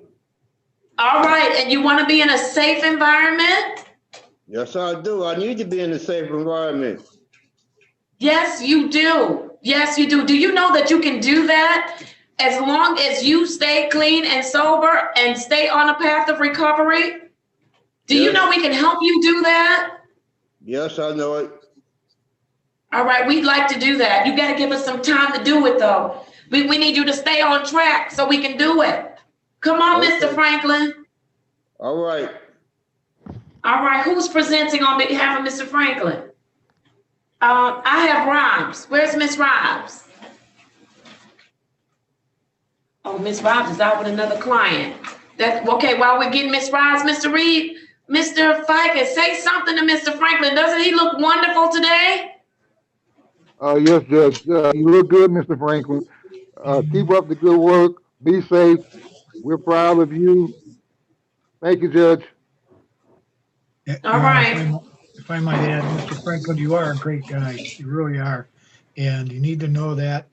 And you can follow through with this plan. I know you can do it. We are proud of you. Keep up the great work. All right, thank you. All right, very good. Miss Rhymes, Mr. Franklin has already, and I'm sorry, I forgot you were out with another client. Mr. Franklin has already told us he's completed inpatient. He's back at Lake Ridge. He says they're treating him well. He's doing fine. He told me he's not playing any games anymore with himself. He's 54 years old. He has a lot of life ahead of him and he wants to make it good. He understands today that he looks good, that he feels good. And so I indicated to him that I would like us to start working on some long-term independent housing plans for Mr. Franklin. I also indicated to him he needs to give us some time with him being on this path of recovery, clean and sober, and a change in lifestyle, so that once we secure that, help him to secure that independent living, he'll be able to stay there. He'll be able to stay there. He also said that the woman he was commingling with, I'm telling on you, he said she don't want to be bothered with him and he don't want to be bothered with her either. Because when he starts drinking, everything goes wrong, right, Mr. Franklin? Yes. Yes. So, Ms. Rhymes, I don't know if there's anything else you need to add other than to tell me his return to court date, but you may do so now. No, Your Honor, it seems like Mr. Franklin did a wonderful job in his self-support. He is compliant at this time. I do have him returning, Your Honor, if it's okay, on February 2nd. That's on a Tuesday. Does he usually come on Tuesdays? Usually on a Monday. Let's put him on February 1st. Can we do the first, Mr. Drew? February 1st, 2021 at 8:30 a.m. Did you hear that, Mr. Franklin? Yes, I did. February 1st, okay? Okay. All right, hang in there. Continue to do well. I'm so proud of you. All right, thank you, Judge. All right, take care. Okay. All right, thank you, Ms. Robs. All right, who do we have up next? Next, Your Honor, is Tatiana Chilcutt. Miss Chilcutt. Lord Jesus. Miss Chilcutt, Miss Chilcutt. I get the chills just when I even say her name. Miss Chilcutt, good morning to you. You don't have your audio on. Get your audio together and then I'll recall your case. Your audio is not on.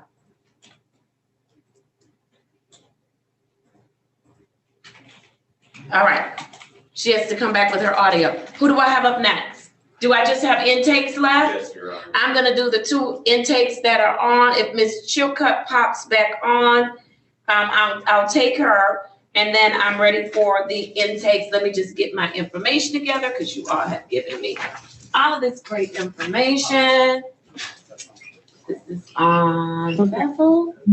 Is it? And there's Miss Chilcutt. Good morning, Miss Chilcutt. Good morning, Your Honor. Good morning. How are you?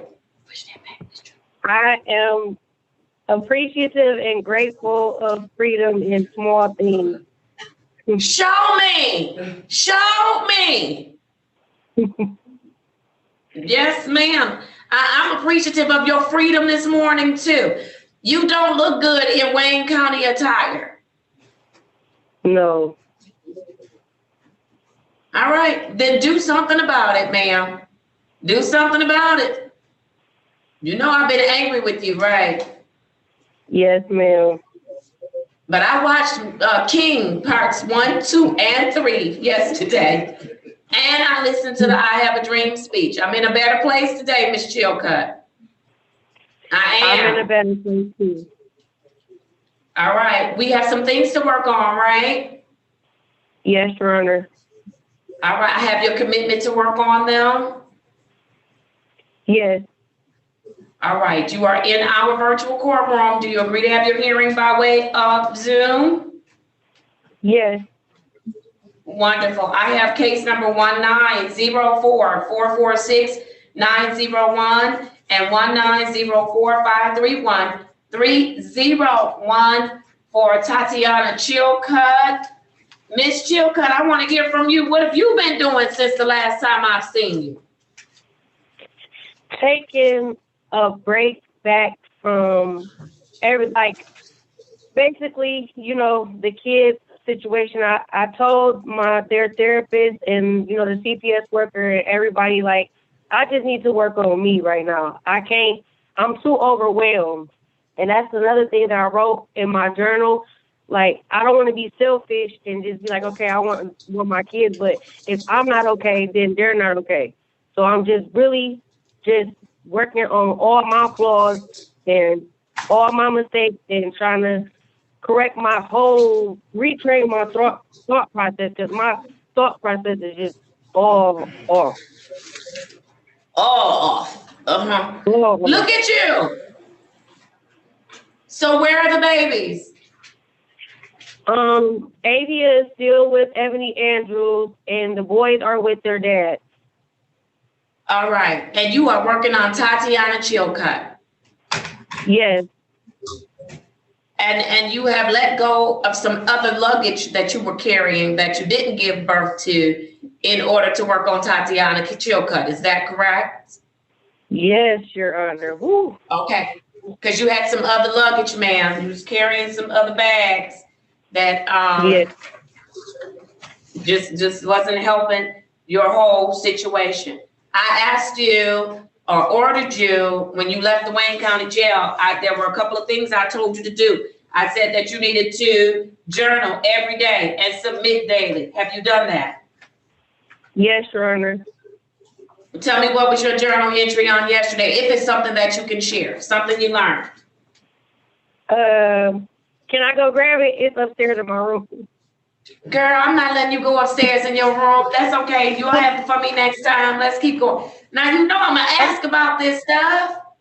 Okay. Well, basically, I put that, nothing, every time when I was sitting in jail, I was just thinking about it. Every time you drink, it's always something. Nothing good ever comes from drinking. So it's stupid. I just felt stupid.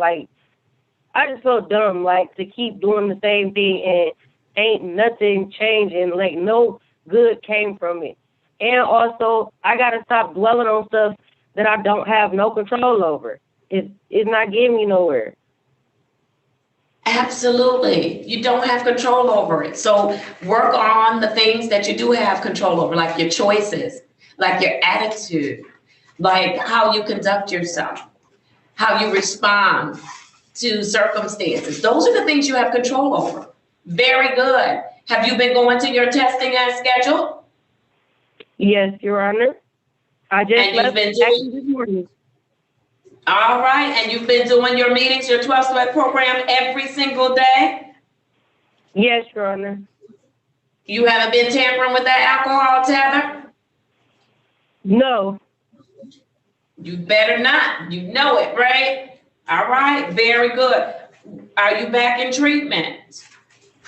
Yes, I did my intake at NCABD Friday. Okay, and how did that go? It went very well. We was on the phone for 3 hours talking, and she gave me some about going back to school for social work. I was a little discouraged with my felonies about certain things, and she was like, it don't matter. She was giving me a story about someone in her class that graduated with a master's that had a felony, and still went into the field of social work. And she said, just by talking to you, I think you would do good because you've been through a lot and you can really help somebody with your testimony. Yes, absolutely. And so are you going to be getting your treatment at NCADD? Yes, Your Honor. And who is your therapist there? Sedelia Ellison. Miss Ellison, all right, very good. I really need you to roll up your sleeves and work with Miss Ellison this go round, okay? Yes. I really need you to. All right, very good. And so have you had any issues at all? No, but I got some good news to report. When I went to ATS, I gave them the money for my license renewal. They have the license renewal program where the evaluator does your test and gets your AA meetings and reports to have my hearing through the Secretary of State. So I just need proof of my 130 meetings that I already completed. All right, Mr. Fikes, Mr. Reed, are you all familiar with this? Should she be in that process? Go ahead, Mr. Reed. I didn't hear what the judge said. That's what I'm. Well, if I can ask a question, Your Honor, Ms. Chillicott, how many drinking and driving offenses do you have? 2. Yeah, see, I don't know that you should go through that program, quite honestly. When I was with Ms. Rob, I have to have a hearing. There's no other way through the court. That's what the Secretary said. I have to have a hearing from the re-examination board to get my license back. That's the only way, because I fought 2 offenses within 2 years of each other. Did we submit an eligibility request? Did we ask if she was eligible to? No, Ms. Rob, did you submit an eligibility request to see if she was eligible for a restricted license? Your Honor, I did the SOS and I submitted the Secretary to the Secretary of State to see if she was eligible for her license. And they stated that she was not eligible. Mr. Morton followed up with contact at Secretary of State. And to my understanding, I had a conversation with him today that this program with ATS was valid, that Ms. Chillicott was going through. We printed out, if I'm not mistaken, it was 78 pages that they stated she was not eligible to go through sobriety. That she wasn't even eligible for a restricted license? No, you're right. All right, so we won't be able to resolve this in open court today. So this is what I need you to do, Ms. Robbs. I need you to circle back with the attorneys to just let them know about this program. If you all did not hear Ms. Robbs, she was indicating that she did reach out to the Secretary of State. They said she was not eligible. Ms. Chillicott was not eligible for a restricted license through sobriety court, and that this program, ATS, was legitimate. And so, but I want you all to have some conversations, because here's the thing. I don't want Ms. Chillicott.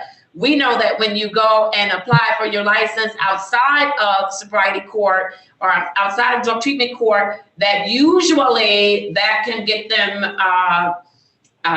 denial, and then they have to wait an entire year. And so, but when we do it, it's something different. So I just want to make sure she's in the best position possible. And then until that time, Ms. Chillicott, no driving. Yes, I'm in Uber. I take Ubers and Lyfts back and forth to where I gotta go. There you go. That's what I want to hear. So you all work that out and then update the court. Are you still working, Ms. Chillicott? Do you still have your job? Yes, Your Honor. Oh, I know that's important to you. It's important to me too, but it's got to be important to you first and then me second, right? Yes, they were so happy to have me back. It just felt good. They gave me a big welcome back. I was happy. All right, Ms. Chillicott, guess what? You never have to leave again. Do what you're supposed to do, take care of business. And you can report for work every single day. How about that? Yes. I'm tired, Ms. Holmes. I'm tired of being sick and tired. Like, you really got to be tired of being sick and tired. You just got to be tired. I'm done, man. It's not even worth it, losing everything for a drink. It's silly. It's unnecessary. Like, it's silly. How are you getting away with it though, Miss Chilcutt? Because we know you were drinking. How are you getting away with it? Basically by me having to do 3 times. Like if I tested twice in the week and I know I only have to test one more, then like it would be two days in between time and drink water to flush it out my system. Lord, listen to this. Thank you, Miss Chilcutt. We appreciate you. That might get you some bonus points. What else you was drinking to get it out your system? Huh? What else were you drinking to get it out your system? I wasn't drinking anything. When you drink water, it just flush it out. It flush it out your kidneys. It only takes like 24 to 48 hours, depending on how much you consume, for it to mix. We streaming live. I can't even say what I want to say, but see, they all can make their expressions. I can't. Miss Chilcutt, if you're gonna go through all of that, I mean, you might as well just work the program. I say go back to school. Hell, you have time like that to do all them calculations and how much water it takes to flush your kidneys and just Miss Chilcutt later for that. Because what you do know, it will catch up with you, right? Yes. We have some new people that's coming into the program today. I don't want them to think they can drink water and all of that stuff and flush their kidneys and fool me all the time. You might be able to fool me sometimes. Oh, but when you get caught, huh, Miss Chilcutt? It's not pretty, is it? It's not pretty, no. I tell people that at ATS, they ask me questions like, how long, like when I tell them how long I've been there and I made mistakes, and I be telling them, just don't do it. Just don't do it. Just don't do it. Just work the program. Just work it. All right. I'm glad to see you. I'm glad to see you. I'm glad you have your job because I know that's important to you. And so I just want to encourage you. Let's stay on track. Let's do it. Let's do it. Now, I know Ms. Robbs told you I'm going to have to extend your contract because we haven't had a good, smooth ride for any period of time for me to say that you successfully complete the program and therefore dismiss anything if it is dismissible. But we'll talk about that right now. I want your focus to be Tatiana Chilcutt, staying clean and sober and making some lifestyle changes so that she's on a path of recovery, okay? Yes, Your Honor. All right, very good. Anything you need us to do to help you, Ms. Chilcutt? Just a copy of my AA meetings, that's it. All right, Ms. Robbs has you on that, okay? Okay. All right, very good. Ms. Robbs, anything else you need to add as to Ms. Chilcutt? Your Honor, she's in full compliance as she reported. No contact with Ms. Andrews, and she's in compliance, Your Honor. Everything she reported is true. All right, this is a good day. All right, Ms. Chilcutt. Did you watch King as well yesterday? I didn't. I just been reading my Bible and my women's empowerment book. All right, Ms. Chilcutt. All right. Mr. Reed, Mr. Fikens, what do you want to say to Ms. Chilcutt? Ms. Chilcutt, you know what you need to do. Stay out of trouble. Work the program. Thank you, Judge. All right, Mr. Reed. Mr. Reed said just right to Chilcutt, point. you're back on track. We're proud that you got back on track. Keep it up, Ms. Chilcutt. You can. I know you can do it. You've done it before. Just keep it up. Thank you, Your Honor. All right, thank you, Mr. Fikens. If nothing else, Ms. Robbs, when do you have Ms. Chilcutt coming back? Your Honor, February 9th. All right, February 9th, Ms. Chilcutt, 2021 at 8:30 a.m. Did you get that?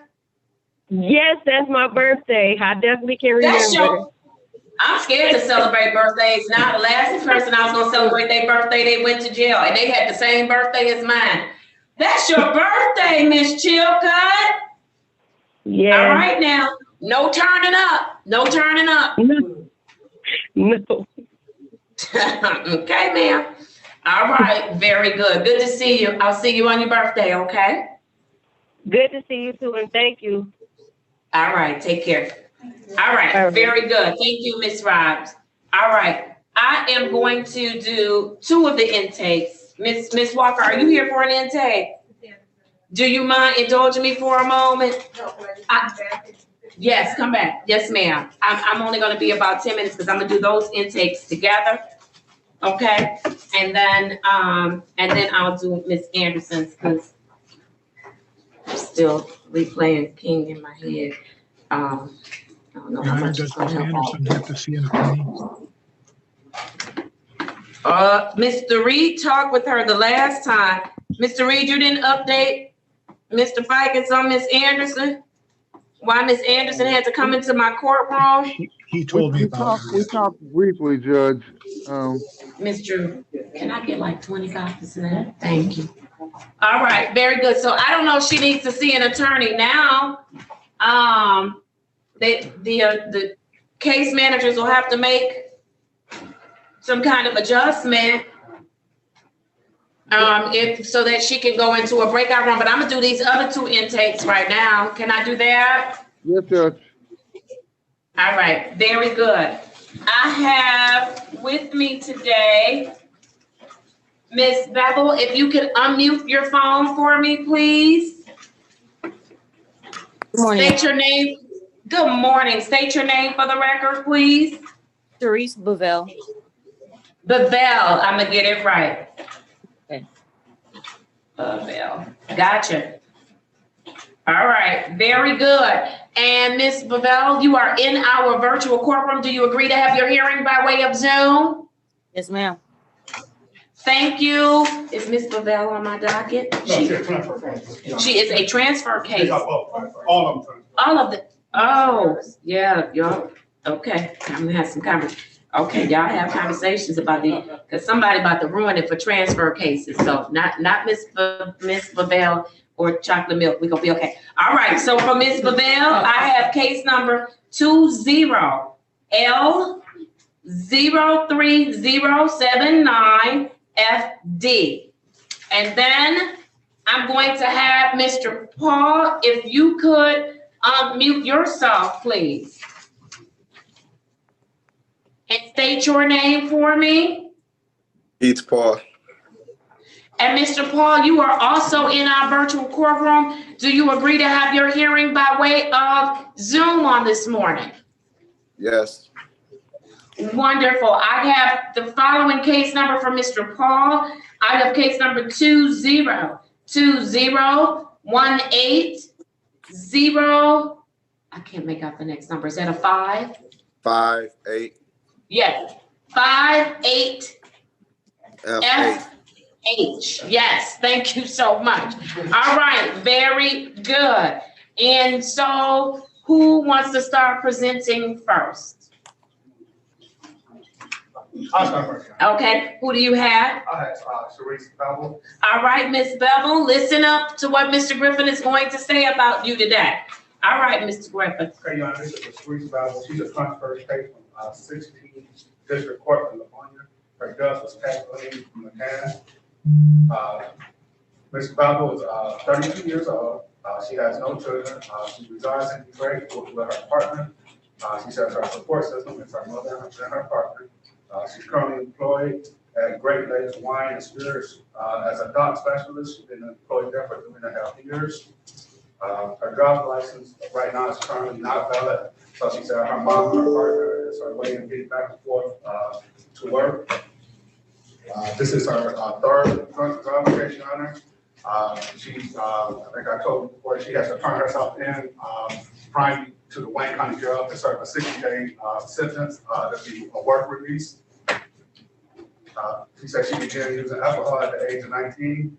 She began using marijuana at the age of 17. She's currently on a sober-link device. There have been no violations to date. She states that her overall mental and physical health is good. She's currently not on any medications.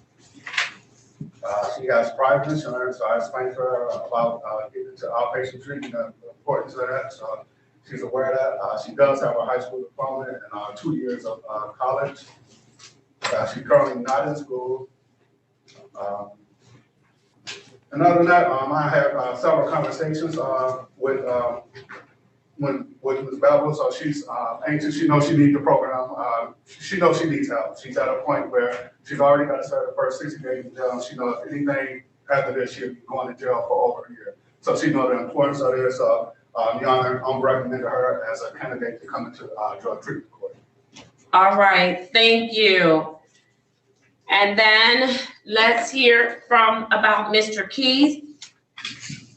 And one other thing, Oh, okay. The risk need, she did take the risk need plus assessment. Her risk level came out as mild to moderate. So once she go into outpatient treatment, I'll get another assessment done. And she did needs plus. Yes, Your Honor. Thank you, Mr. Griffin. I appreciate that. All right, very good, very good. So we need the assessment from inpatient treatment. Yes, Your Honor. Not inpatient, I'm sorry, from her therapy or her treatment. Okay, very good. All right, Ms. Robbs, tell me about Mr. Paul. Good morning, Your Honor. Mr. Keith Paul is a transfer case, Your Honor, from 8th District Court in Ionia. Part of his sentencing, Your Honor, was that he served his 6 months. He did just do a 6 month, served 6 months in jail. He's already served it? Yes, Your Honor. Already, all right. He's a 38-year-old African American. I can't, I'm sorry, Ms. Ross, I'm having a hard time hearing you for some reason. Pull that mic in. Okay, that's much better. We probably need to turn that mic up because I have to have this fan on. I'm back here burning up. Okay, all right, Ms. Robbs, go ahead. You said he's 8th District from Ionia. Yes, Your Honor. Okay. He's a 38-year-old African American single male. His charge is OUIL 3rd. His highest level of education, Your Honor, is 11th grade. He is currently unemployed. He has one child, an 11-year-old daughter, named Kalea Paul. He does have custody. He reports, Your Honor, that he does want to participate in special support. He admits he has a history of substance abuse. He reports his age of alcohol, his substance of alcohol, and first usage at the age of 22, and marijuana at the age of 16 years old. He has begun, Your Honor, testing an ACS. I received his results January 14, 2020. They were negative. He has not been in any other specialty support. He has no prior felony convictions as a violent offender. And he does have a support system, Your Honor. His girlfriend, Ms. Freeman,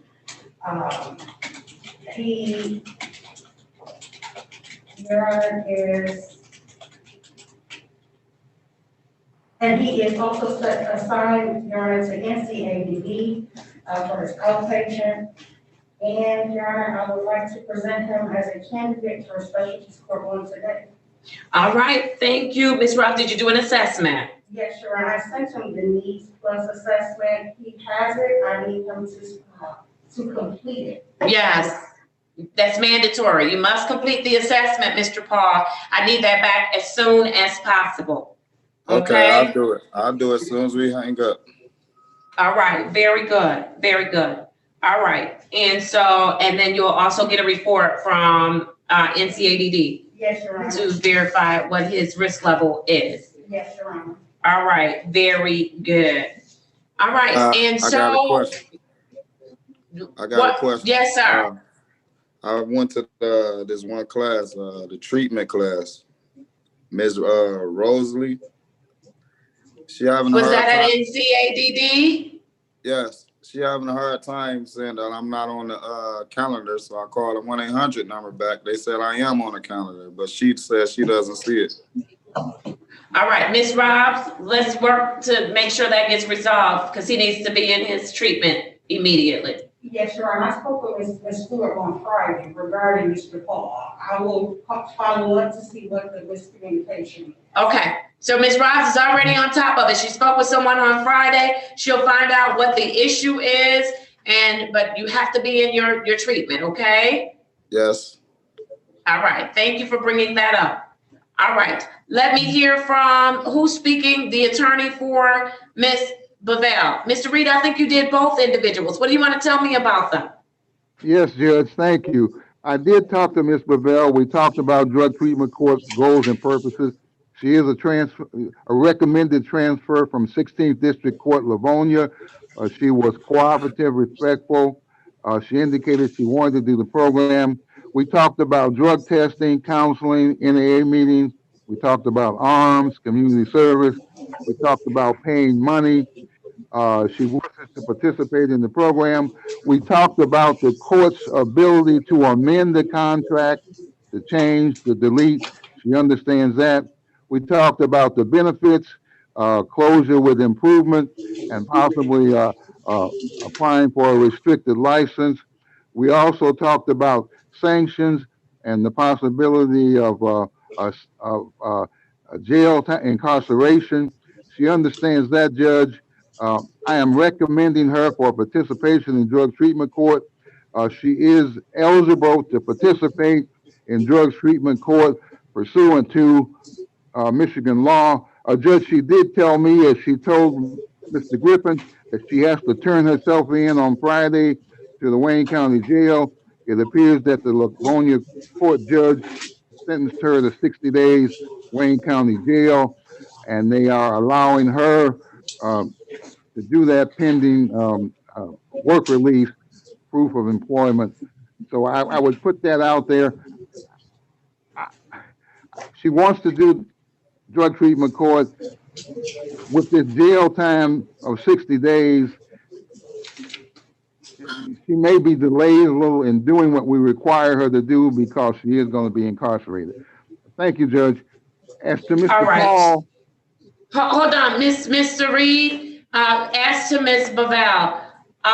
So I'm looking at the order that was for the order that came from the pre-sentence report, I'm sorry, and then the recommendation that came from, and the order of probation, from, what was that, Livonia? Yes. Was Yes. that Livonia? Yes.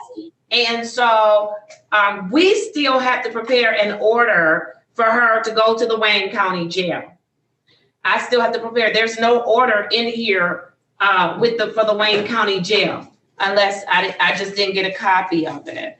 You have it, Mr. Griffin? Yeah, I believe that.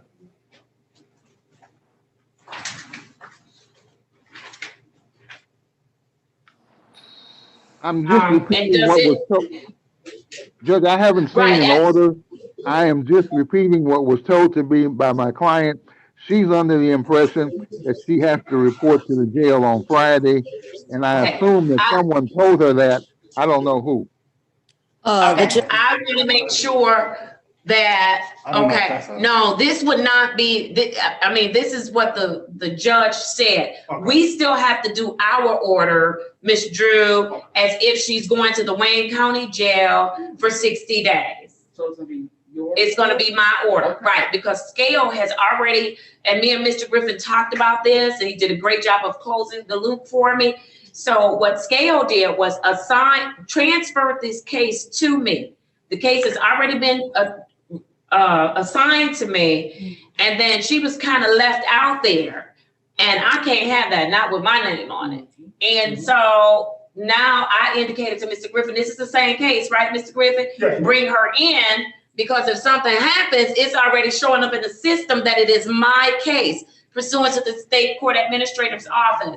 And so, Ms. Drew, what we're gonna do is draw up the papers for her time at Wayne County Jail, just like we do with anybody else who comes and has to do their first 60 days. With no case number. We have a case number from them. She had already been in contact with the jail and everything. She had already talked about her work. For me to put this in here, I need some information, like I need case number. Oh, cause she had transferred. I need to. I don't know Okay, how. let's find out how they usually do it. Because I don't want to give her bad information and she's not where she's supposed to be, and then she's looking at a year in jail. I don't want that to happen to her. Okay. Judge, I am curious, is there an order from the Livonia court that she served 60 days? Okay, so Mr. Griffin just gave me the memorandum of understanding, but see, this is not an order. an order has to be signed by the judge. If there's So no there order, is all right. So here's what we'll do, because we're not gonna be able to fix it right this minute, Mr. Reed. This is what we'll do. Ms. Bavell will report here to 36th District Court on Friday morning. Okay, and then we'll be taken into custody that way. That way I know that she is in compliance with what the judge said in Livonia and in compliance with what this judge is adopting as the order from the court in Livonia. Okay? That's what I'm gonna do. I think that's the best way to do it. And that'll give Ms. Drew the opportunity to find out, because we need to be able to generate a case number in order to put it, good morning, Mr. Lorenz, into the system for me to sign off on the order. Right now, she has a transfer case number, which is not in our system. yes, Judge, what I'm concerned about is that there is something from Livonia's district court There judge. is. There is a memorandum of understanding. There's also a writing from the prosecuting attorney that says this is what the terms and conditions of probation are, and the party signed off on it. I don't have an order from the court, from the judge. And so somebody has to do an order. The case is now assigned to me. I'm going to do the order. And so, but what I'm saying is I'm not changing anything. She's going to report here. Ms. Bavell, you will report here to 36th District Court, courtroom 133, to be taken into custody on Friday, January 20th. Is that the 22nd? Yes, Your Honor. Okay, yes, January 22nd, 2021 at 8:30 a.m. Okay? Judge, I would ask Ms. Ravel, in my conversations with Ms. Ravel, she indicated something about work release, and I understand that's with the She'll Wayne still County. get work release. And, yes, so any documentation of employment should be brought with you when you come on Friday, just to show that you are employed and what your work hours are. Okay, excuse me, Your Honor. Yes. What I was informed with, actually, when I was sentenced in Livonia court, and I talked to the Livonia, I had to pay some fines and fees over $1,200. She did confirm me to do the 60 days on work release. She told me, then they also contacted me and they told me to report to the Dickerson, down Dickerson, where I was held in custody at, to turn myself in on the 22nd. So what I did was I contacted the head of work release. I gave him everything that I needed. Two pieces of check stuff, my work schedule, $105 money order, and the headline and the headliner from my job. I've been at my job for almost 3.5 years. It is like I'm just like, I'm new to this. I have been on probation before, but this is my first time in sobriety court or ever going through this type of doing this, the most jail time I ever had to experience. So I did talk to the head of the work release down at Dickerson. I took him everything that I needed because I didn't want no hiccups or no problems, you know what I'm saying? Like this week. So I work, my schedule is flexible. Sometimes I go to work from 12 to close. Sometimes I go to work from 10 to 6:30. So with that being said, I just wanted to take him all the paperwork that I had needed. And I did turn that into him, I think last Wednesday or Thursday. And I did talk with him.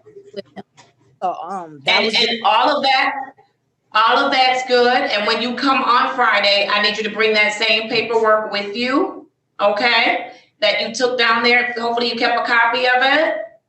I can get a copy of it because I have it on. Okay. I just thought that was what I was supposed to do, ma'am. That's it. Good. All right. So I want you to bring it with you so that there are no hiccups. But understand that, and we'll talk a little bit about that on Friday, what work release means, because that means you only go to work and you go back to the jail. You don't get to go home. You don't get to go to the store. You don't get to go anywhere else but work and back to the jail. And if you do go anywhere else, and Mr. Reed, Mr. Fikes, the reason I'm sharing this is because, we had another client that decided he was going to go some other places, and he didn't realize that they were tracking him, and then he ended up having to go to jail. And so I don't want that to happen to anyone. Okay, so it is only for work. Yes, Your Honor. And then that's what they was informing me, that due to the COVID and within the last year, I don't know how they was doing it, but I will be initiative to be on house arrest and just only go to and from work or however, but I will still have to turn myself Oh, in. no, ma'am, no, ma'am, no, ma'am. You are a third offender of drinking and driving. You're going to the Wayne County Jail. Ma'am, it was dropped to a second offense. That's what my plea deal was. Doesn't matter that it was dropped to a second. I'm telling you, in reality, you have gotten behind the wheel of a car, intoxicated 3 times. You are going to the Wayne County Jail. It won't be house arrest, okay? So I just want to make that clear. Okay? So when you come in on the 22nd, make sure if you have a copy of that paperwork that you gave them, because I don't want any hiccups for your work schedule, make sure you bring it with you, okay? Do you understand me? I'm lost right now because I thought I was just following the steps. I'm helping you find your way. I'm sorry, I'm helping you find your way. You drank 3 times and you got behind the wheel of a car, okay? Your sentence agreement says the first 60 days in the Wayne County Jail. I understand it's COVID. I understand there are a number of things going on. But at the end of the day, what has happened is you have drank 3 times and you got behind the wheel of a car. You don't get to miss your jail time. You don't get to miss that. Now, you are getting the benefits of being able to go to work, because most people that come to me and they do those first 60 days in the Wayne County Jail, they don't get to go to work.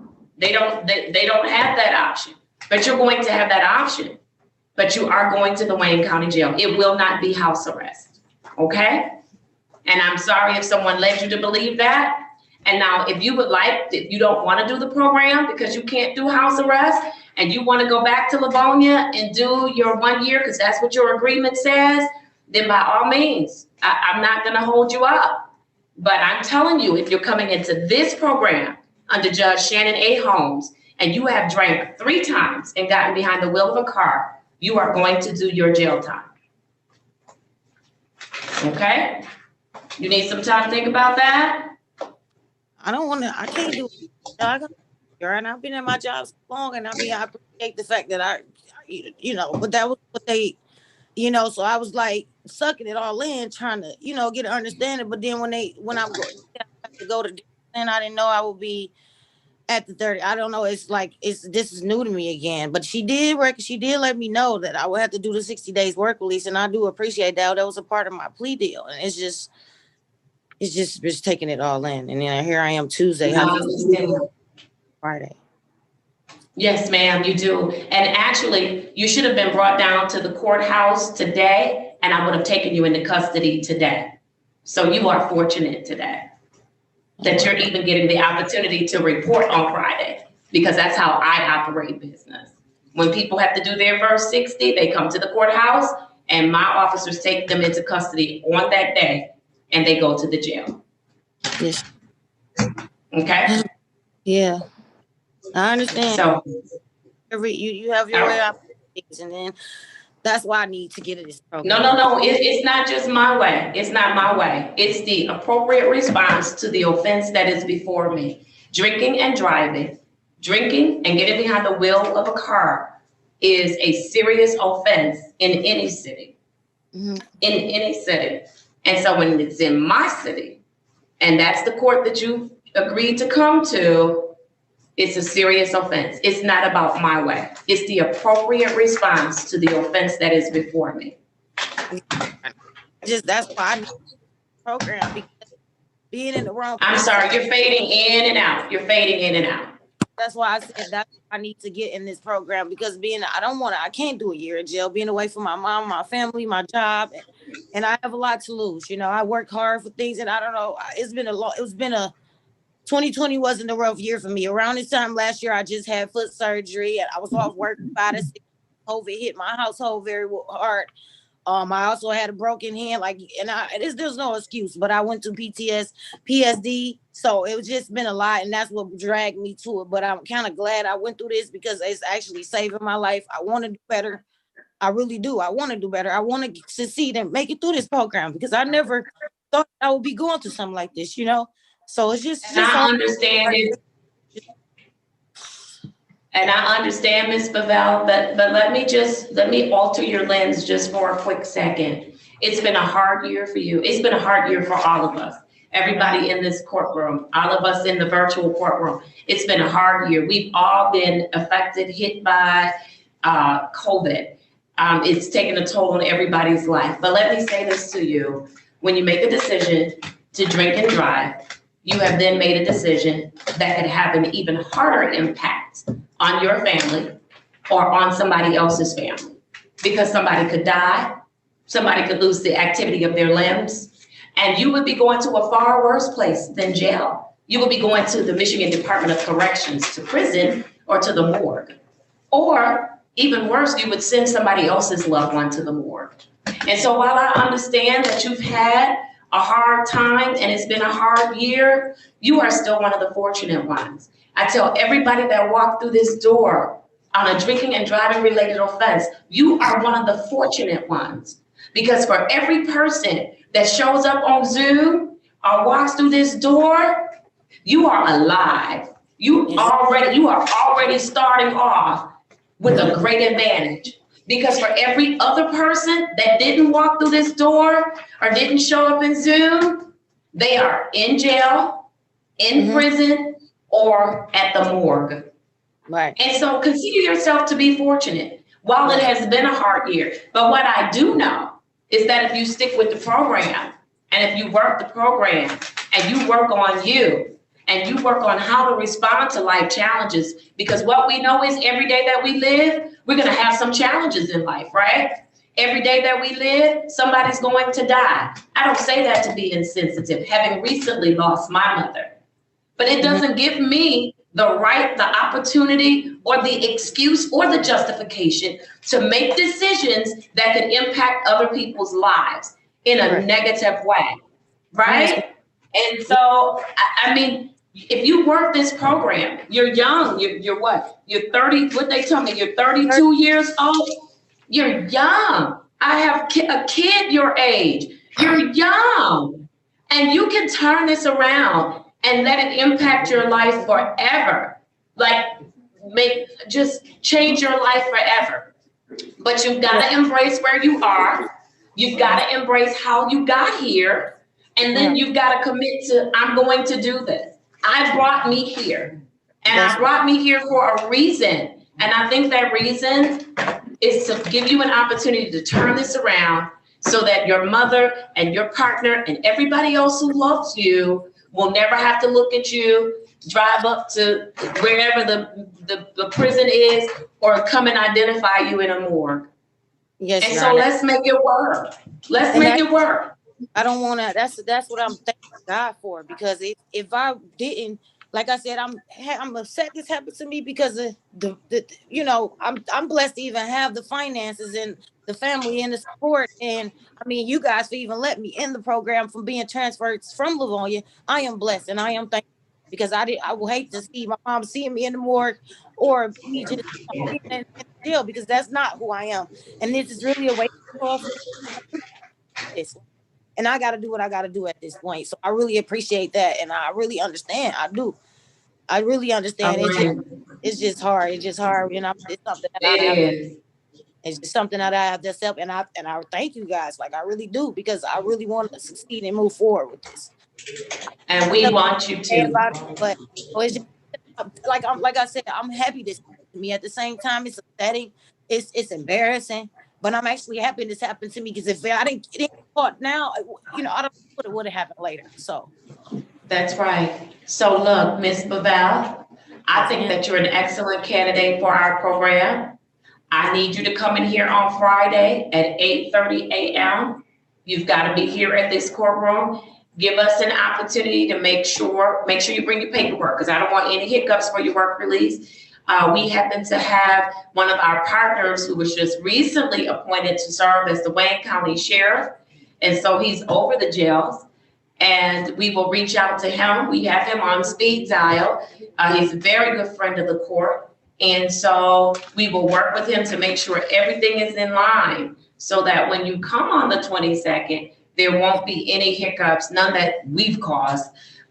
You know, things can still happen, but so that you can still have the opportunity to go to work only. And it's gonna have to be a real work schedule, and they will be checking. And if you're not in compliance, you're gonna lose that right, and you're gonna just be sitting in the jail, okay? So should I, because I took everything to Mr. Lombardo over at Dickerson. So I did give him my money order and my work schedule. I still have a copy of my of everything else, but should I go up there Just and bring it. No, don't go up there and get it. Just bring a copy of your work schedule, just so we don't have any hiccups for you doing your work release. I think he also got the money order, if I'm not mistaken. So I have to go get the money order. I don't know anything about a money order. I'm not familiar with anything about a money order. With the work release, A money order for what?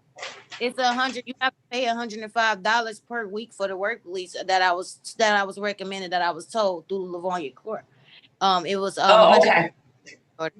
And the rest of the paperwork, because there's no point for him. So that's the jail's process. Yes, that's the jail's process. So, Mr. Griffin, I wouldn't go get anything because you just coming down here first, then you still going over to the jail, so you still gonna be processed the same way. So I wouldn't go get the money because that's the process. The judge just wants you to bring a copy so we can have copies of the paperwork also. But I wouldn't go get the money. That's what they told you to do. It's just a process of getting you over there. okay, so just leave it with them. Thank you, Mr. Griffin. And then, Mr. Griffin, reach out to Ray Washington. Let's let him know she's paid the money order. Okay. She got the paperwork in, but we're gonna process her here from 36th District Court. Okay. She's coming in Friday, 8:30 a.m., okay?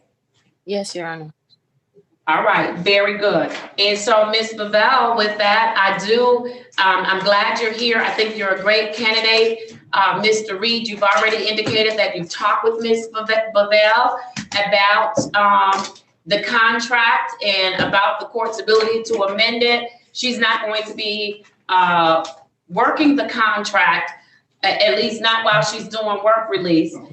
She'll do it once she's finished with the jail portion of it. And so, and Mr. Griffin, she's not a violent offender, is that correct? That's correct, Your Honor. And, excuse me, she's not a threat to the public, is that correct? That's correct. All right, very good. And then my last question for you, Ms. Bavell, is do you acknowledge that you have an issue with alcohol? Yes, Your Honor. It saved my life, actually, just not dealing with it. I am powerless. I am in my first 12 steps. I do AA meetings every day at 2 p.m. through a women's via Zoom. So I'm aware. You're working, all right. Very good. So I'm going to see you Friday. That's going to be her return to court day. I'm going to see you on Friday. I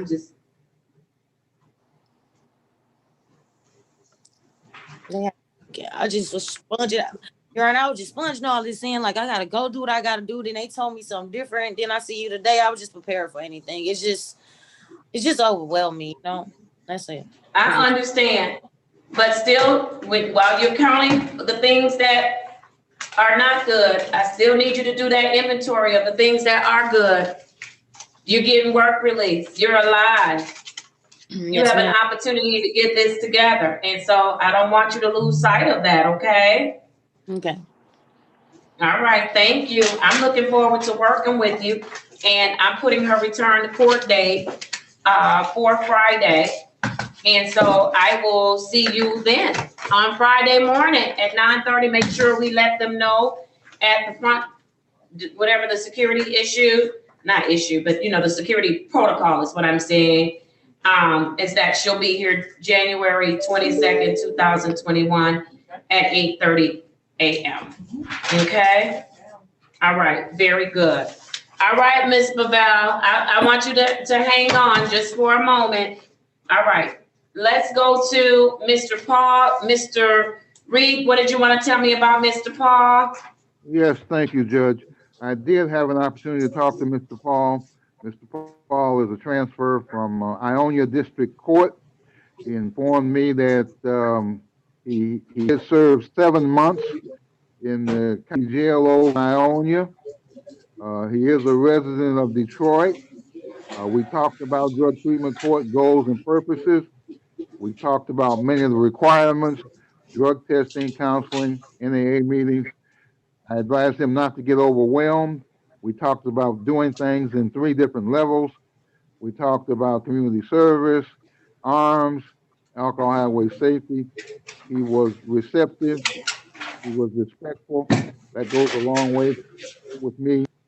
He indicated that he does have one minor child, a young daughter, and today is her birthday. And I told him to make sure he wishes her a happy birthday Yes. for me. She's 11 years old.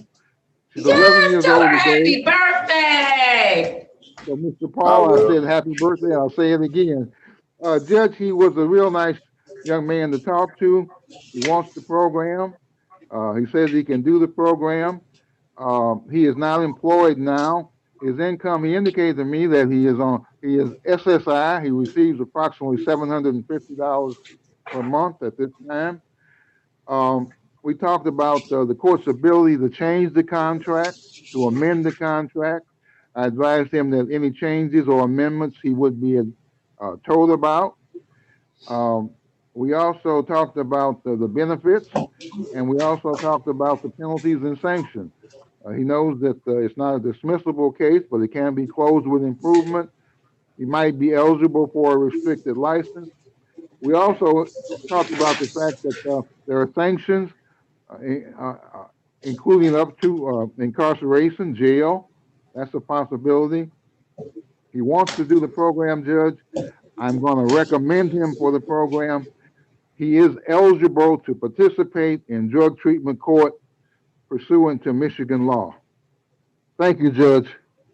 All right. Thank you very much, Mr. Reed. All right, Mr. Paul, you've seen how drug treatment court works, and unlike some of the others, you've already done your time up front, right? Yes, I did. All right, and that was not good, was it? Nah, I wish I could only did 60 days. All right, hey, 60 days ain't nothing. 60 days sounded good to you, but you did those months. What did you learn from it, Mr. Paul? I learned a lot. You know, it was time for me to focus up out here, get ready for my daughter. You know, that's the only one I got. I ain't want, like you say, I ain't want to be probably doing 5 years in jail or 6 feet under, you know, stuff like that. I got family to take care of, so I ain't thinking about no drink. It's over with. I done did my time, and it's over. I ain't thinking about no drink, no weed, no nothing. Just focus on this program here, walk it down, and get back out here right. All right, and we want you to be right. We want you to be on a lifetime path of recovery by the time that you leave us. And so what I want to challenge you to do, Mr. Paul, is while you're with us to work on, how did I end up in this mess? What was causing me to pick up and either not put down or pick up all the time? I'm not certain which category you may fit in, but, you know, I want you to think about what may have caused that. And that's one of the reasons why treatment is always mandatory. You must go to treatment. It looks like the recommendation is for you to do outpatient treatment. And it sounds like when we talked earlier, you've already started that process. That's going to be very critical as to whether or not you just do this program and just do it and get it behind you, or whether you do this program, you learn some things, you learn some things about yourself, you learn some tools that are beneficial to you so that you never have to come this way again. Right. So I really need you to work it. Yeah, I'm gonna just treat it like a job, you know, because it is a job. I'm gonna retire from it, you know. All right, very good, very good. And so you've had an opportunity to speak with the attorney. You want to do the program, is that correct? Yes, ma'am. All right, very good, very good. And so, Ms. Robs, you already indicated that he's not a violent offender and that he's not a substantial risk to the public. Mr. Reed, you've already indicated that you talked to him about the contract. He understands sanctions as well as the court's ability to amend the contract. Mr. Paul, do you acknowledge that you have an issue with alcohol? Yes. All right, and you want the help? Yes, I do. All right, now, Mr. Paul, my court clerk ran your thing here at 36th District Court. You have all kind of tickets in Detroit. All kind of tickets, sir. Yeah, We I know. cleaning all of that up. Just know, Mr. Reed, Okay. Mr. Fikens, Miss Drew will send this over to you all. She did? Okay, so you see what I see? All right. So, once you start showing yourself first and then us that you're serious about sobriety and being on a path of recovery, by the time you leave us, we're gonna have all of this stuff worked out, okay? Okay. By the time you leave us.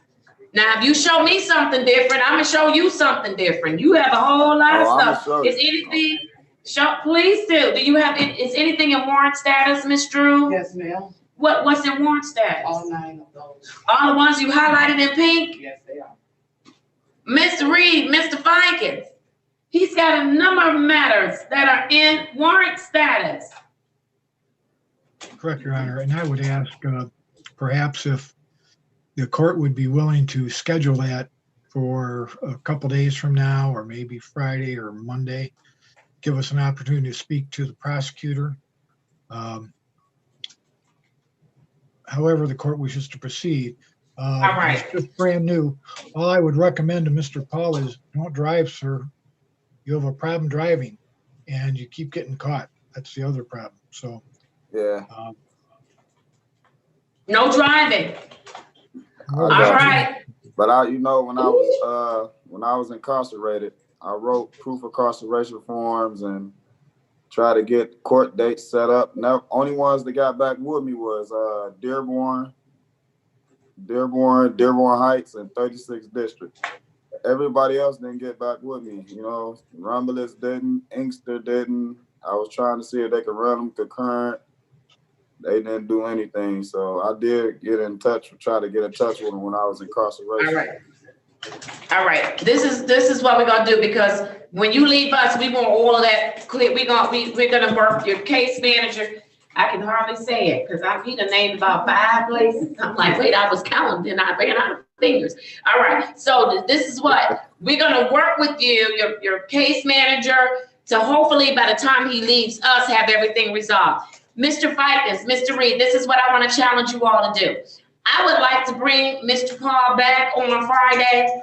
I'd like you all to have some discussions with Ms. Walker about the fact that he did 7 months in jail. Not that, he shouldn't have, but the fact that he did it. And let's see if we can work some of these things out. Miss Drew, I hate to take my warrant status, but it's only going to be till Friday. Okay. And so, you know what? Don't do it.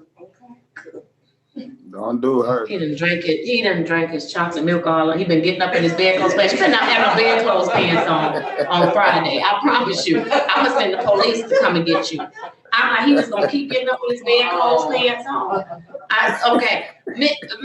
Look, Mr. Fikens, Mr. Reed, I want to bring him back Friday. Give you all an opportunity. Let's work and see what we can do and impress upon the prosecutor, because it's at their discretion that he did do 7 months. Let's see what we can do to clean this up. We're going to trust him up front. I mean, any grown man that get on here drinking chocolate milk out of a little carton like John. We're going to trust him up front. And if he show us something different, I don't have any problem showing him something different. And so any deal that you all proffer with respect to Mr. Paul, I'll make sure the prosecutor and everybody knows that it's going to be based on his successful completion of drug treatment court. He's not going to get all of these benefits if he doesn't work this program, okay?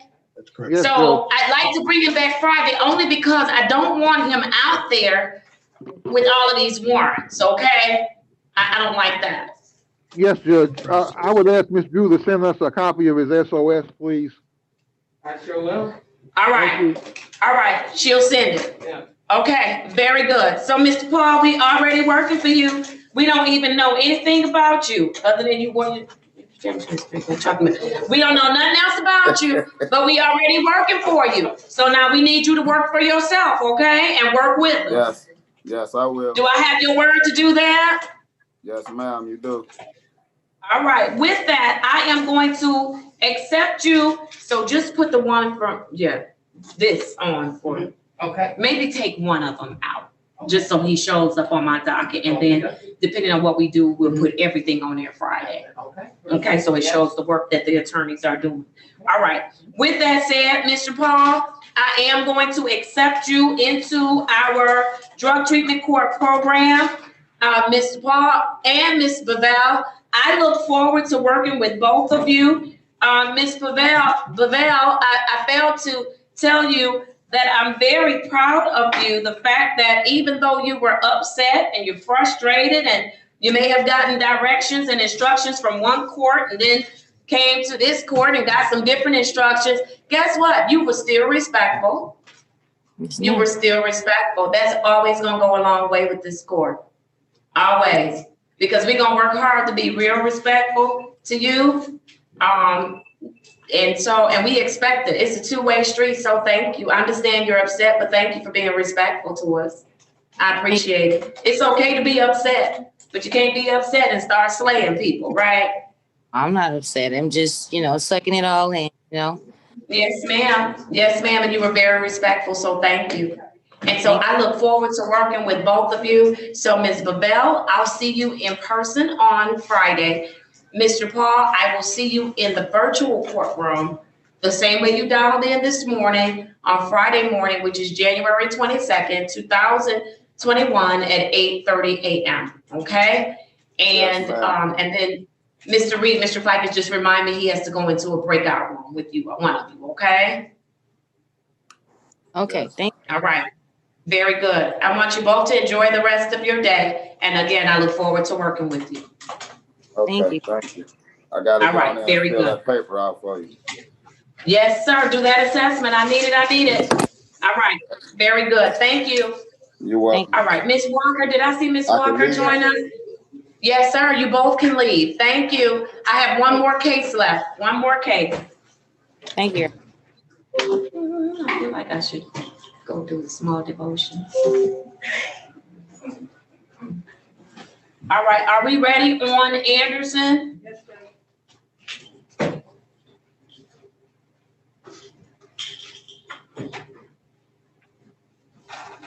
Give me 1 second. Did you run and see if Miss Anderson? Y'all gotta be able, I gotta make out these y'all handwriting, y'all. Who old janky handwriting is this? Who said it's probably mine? Who's that, Miss Rouse? Oh, okay. I'm like, y'all Miss janky handwriting. Y'all giving me a run for my money. I'm so sorry, you're right. I be trying to do so much at the same time, and my handwriting is just awful. It's okay. We're gonna make it work. How about that? All right. I am ready. Are you all gonna have Miss Anderson stand at the podium? What are we doing? You dialed out the courtroom. We're not finished. I still have one more case. We still on. Oh, okay. All right. Are you all gonna have Miss Anderson stand at the podium, or what are we doing?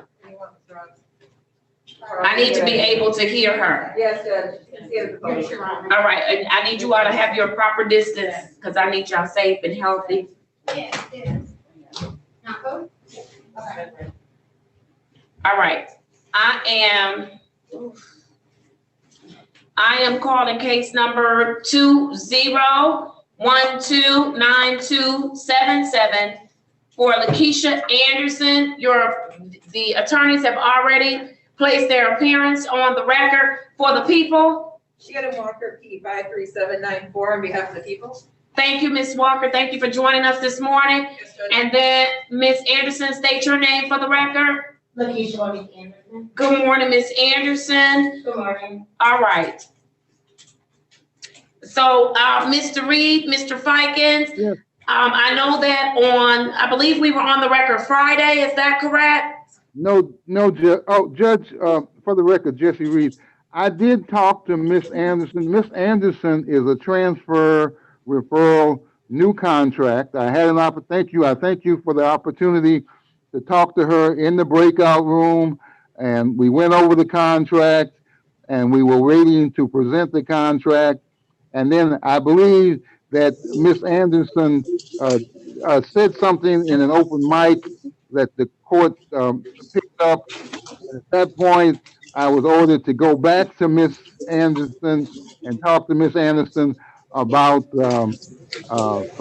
something that the court heard, and I went back and I talked to Miss Anderson a second time, and then I believe my recollection is Miss Anderson was told to come in today. So I never did present Miss Anderson's contract. We never did go on the record for Miss Anderson. Miss Anderson made some remarks, and I would apologize to Miss Anderson. I did talk to her on the second occasion, Judge, and if the court would allow me, I would make a few remarks if I may. All right, first, and thank you, Mr. Reed, for refreshing the court's memory. First of all, Ms. Anderson, I had you come in on this morning after you were on Friday for intake based on your attitude and the comments that you made that were heard in my court, not only in my courtroom, my virtual courtroom, but also streamed live for everybody to hear just how horrible your attitude is. I chose not to deal with you on Friday because when a person comes to me and they are a third-time drunk driver, that's who you are. I'm sorry, that's not who you are. That's what you did. Okay, I'm gonna see you beyond what you did. It's difficult for me. I want you to know it's difficult for me to see you beyond what you did, but I am gonna see you beyond what you did. It's what you did. When you come into my courtroom as a third-time drunk driver and you make comments about you don't care about people, you don't care about these people, I don't want to hear this, or what have you, it really, I think, rubbed everybody the wrong way. Because when you are a drunk driver, that's what you did. When what you've done is you've chosen to drink and drive and endanger the lives of people, and now you couple it with your comment, I don't care about these people, that you're the worst kind of person who would drink and drive. A person who doesn't care about other people. So as long as you're good, as long as nobody's taking up your time, not keeping you in court too long, you're good. But you don't care about other people. That's a real concern for me. Because see, when you don't care about other people, what that tends to at least say to me is that you will drink, you will drive, because you don't care about other people. You don't care what other people are going through. You don't, so that, my mind started going. You don't care if you hit somebody's car. You don't care if you maim somebody's child. You don't care if you send somebody's mama to the morgue. You don't care. That will never work in my program. It will never, ever work. Because you know what? We're required to care. Even when I don't like you, I'm gonna care. I'm gonna care about what happens to you. I'm gonna care about how people treat you. I'm going to care about every person that I assign to facilitate your process to get you to where you need to be. I'm going to care about you. I'm not gonna let anybody treat you bad. I'm not going to let anybody disrespect you. I'm not going to let anybody provide any substandard services to you because I care. That's how we operate in specialty court. And so I don't know if you even still want to do the court, because I heard you say, can I get another judge? I wish I could have said to you, yes, but I'm it. I'm it. I'm the judge that presides over drug treatment court, the court that you've come to uninvited. You are here at 36th District Court, and we did not invite you. In fact, we don't even need another case. We have plenty too many cases in drug treatment court that the case managers, the coordinator, probation director, prosecutor, defense attorneys, everybody goes above and beyond on. We don't need another case, but you asked to come to us. And then you came to us on Friday with a jacked up attitude. And for me, that's a problem. So I want to start off by even finding out from you, do you want to do this program? Because if not, I need to make sure the paperwork is done so she can go back to wherever she came from, and this can come out of my name off of my caseload. So Ms. Anderson, let's start there. Do you want to do drug treatment court? Yes, I do, Your Honor. Tell me why. Because I feel like it's beneficial, and Also, I agree to point it, but I also like how passionate and how much empathy you have for people and myself. I appreciate you for listening to me. I am sincerely so sorry. Like, that was never intended to be on the record, although it should have never been a part of my process, like my thought process, because you did set me into your court. I'm very. Not yet, not yet, not yet, but go ahead, not yet. Oh, let's make sure the record is straight, Miss Wilson. I have not accepted her into 36 district courts, drug treatment court, specialty court. I have not. I want to make sure that's clear. Go ahead. Okay, so you have, initiated my intake to enter into sobriety court. And, I'm very grateful for the opportunity. I do understand your intake on drunk driving. I do understand that it was not a wise decision. I do not plan to make, that decision anymore. I do not even plan to drink anymore, like the thought of it makes me nauseous. Again, I would like to, thank and apologize to Ms. Robb, whom has worked on my case and, helped me to get this far. Also, I would like to apologize to my lawyer, whom is not here, also to, I'm sorry, I have too many attorneys. I know your lawyer. Right. Ms. Robinson? Yes. Yes. And, also Attorney Reed and also the prosecutor. And just the people of the court. It was not a very good thing to say. Again, it should have never been a part of my thought process. And again, I am sincerely, like, sorry. I thought I was on mute. I really thought I was on mute. And it wasn't, That didn't make it right though, Ms. Anderson. It does not make it right. I take full accountability for that. It does not make it right. It should have never been a part of my thought process, and I am sincerely sorry. I just was concerned about my work. I didn't know if you was gonna allow me to work because I work from home. That was the issue. Otherwise, I would stay on the Zoom as long as necessary. Although my comment was not towards you, I just want to correct that also. And I didn't mean to appear like arrogant or judgmental because I'm neither one of those individuals. If you care for me to explain, I don't think that's really matters at this point. Why I said what I said. I'm just sorry.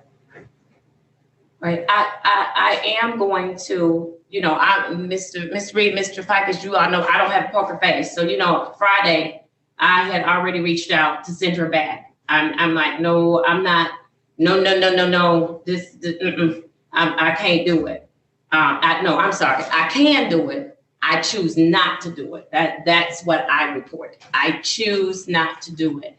I did take some time, as I indicated to the parties on Friday. I eventually revisited, and I want to hear what you all have to say before I make a decision as to whether or not she's going to come into this program or go back to the city where she offended, and then she can, deal with whatever the repercussions are there. And so what I'm going to do is I'll start with Ms. Robbs, because I don't even think we got to even presenting her. And then Ms. Walker, I want to hear from you at the hearing, and I'm sure you and Ms. Robbs have talked about the facts.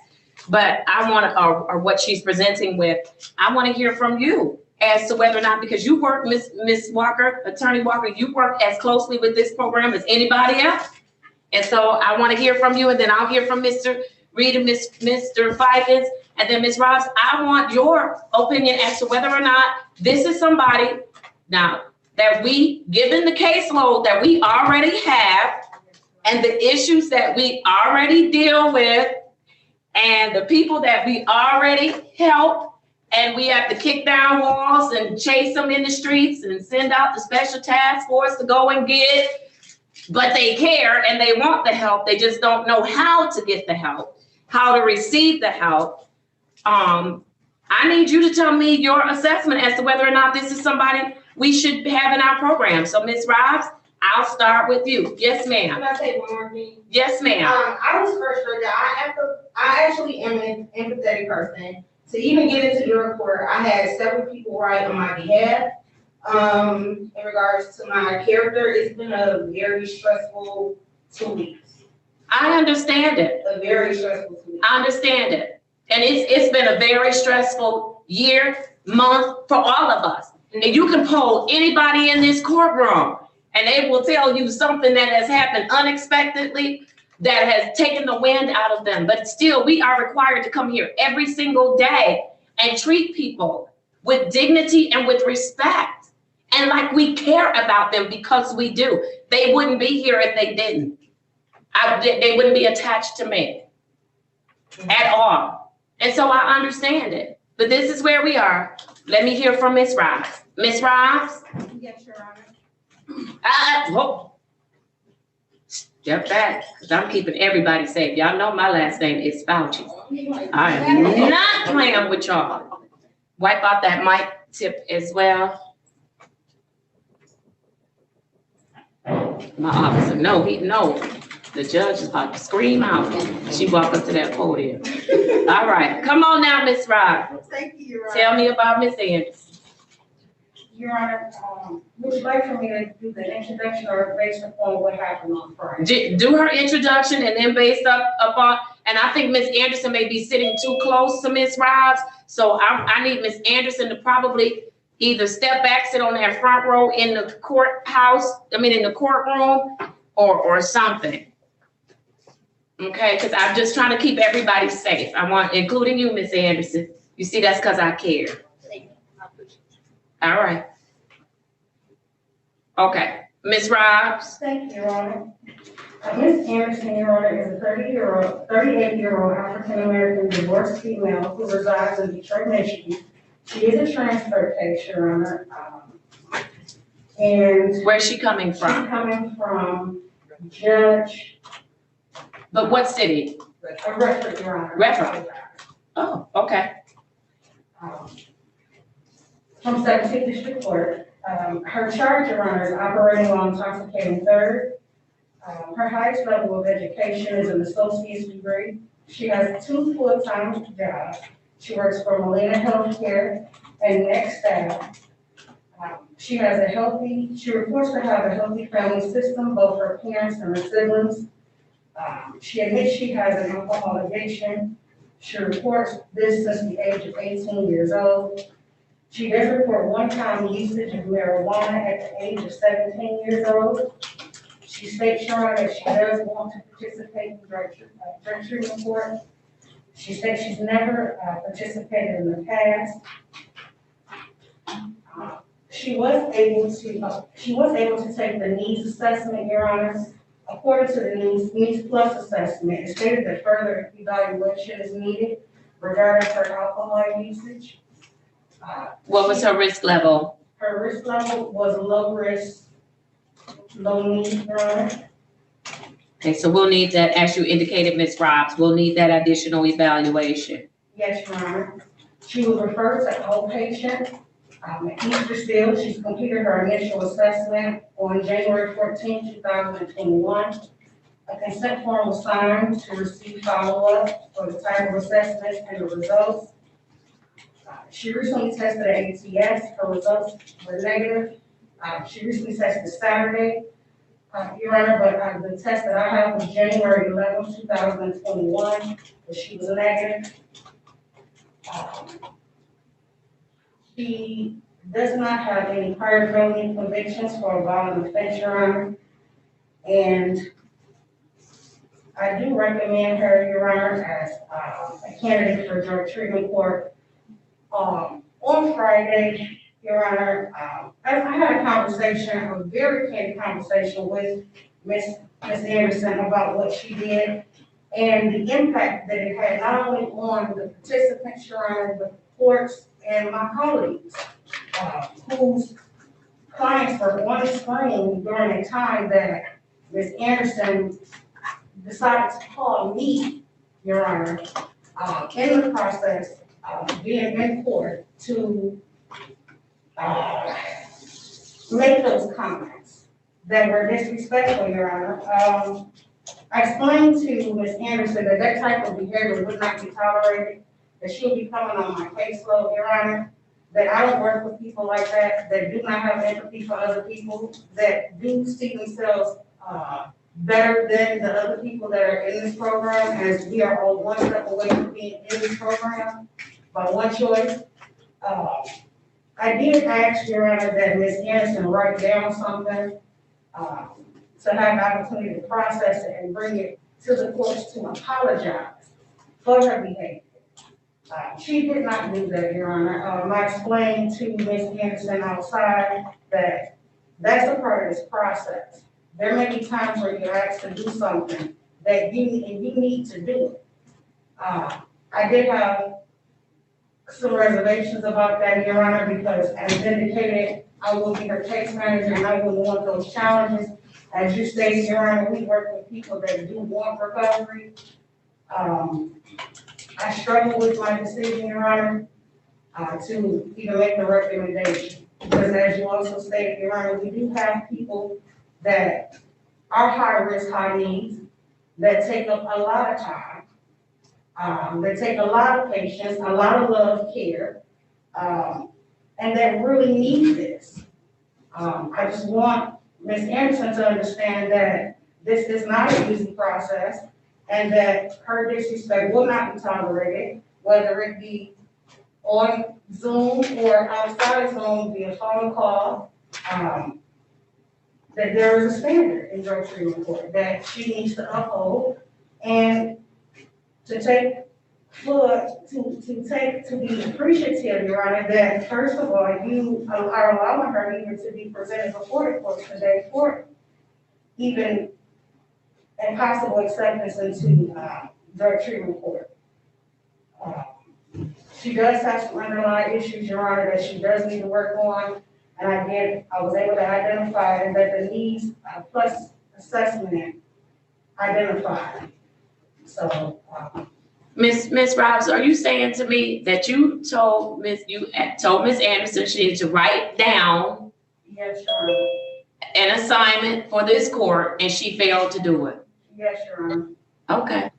And you still recommending her for the program? I'm struggling, Your Honor, I will admit. Okay. All right, thank you, Ms. Robs. Let me hear from Ms. Walker. It is.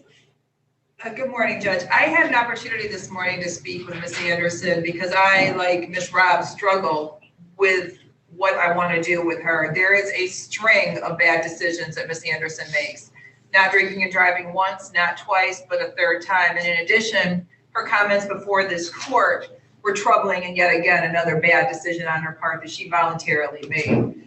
I explained to Ms. Anderson that if she is allowed to be in this program, she is a third-time drunk driver, even though it would be pled down to allow her coming into this court. That being the case, she is on my radar. That being the case, I have no problem for every sanction asking this court for up to 90 days in jail. I was really concerned when Ms. Robb spoke to her about writing that letter and she didn't do it. Her response was, well, technically, you didn't tell me that I was supposed to write it down. You told me to prepare some thoughts. And I told her, technically, I could ask for 90 days in this court, but I wouldn't have to. I could do 7 days. So I asked her to please understand what technically could mean to me in this court going forward. I am going to recommend her to come in, Judge, for one very simple reason, and I think it comes down to a selfish reason. I don't even think Ms. Anderson even understands, and I did explain to her. Every time she messes up here, we sanction her. A sanction would not go against that 305 days Redford would make her serve if we sent her back. I think being here is the best chance to protect her from society and protect society from her doing something bad and possibly injuring them by drinking and driving or another bad choice. And for those reasons, Judge, that's why I'm recommending her to the program. All right, thank you. Mr. Reed, Mr. Fikens. Yes, Judge, thank you. I am recommending participation for Ms. Anderson. I did have an opportunity to talk to her on two separate incidents. Once about the contract, we went over the contract. We talked about drug treatment court goals and purposes. She said she can do it. I believe she can do it if she wants to do it. She is eligible pursuant to Michigan law to participate. We talked about the benefits, possible request for eligibility restricted license. We talked about the sanctions. She's aware of all that. Judge, I'm recommending her participation, but I want to talk now about her attitude. I wrote down 3 things when I talked to Ms. Anderson. I wrote down attitude, accepting responsibility, and patience. And I think those are 3 things that she's going to need to work on if she's going to be successful in drug treatment court.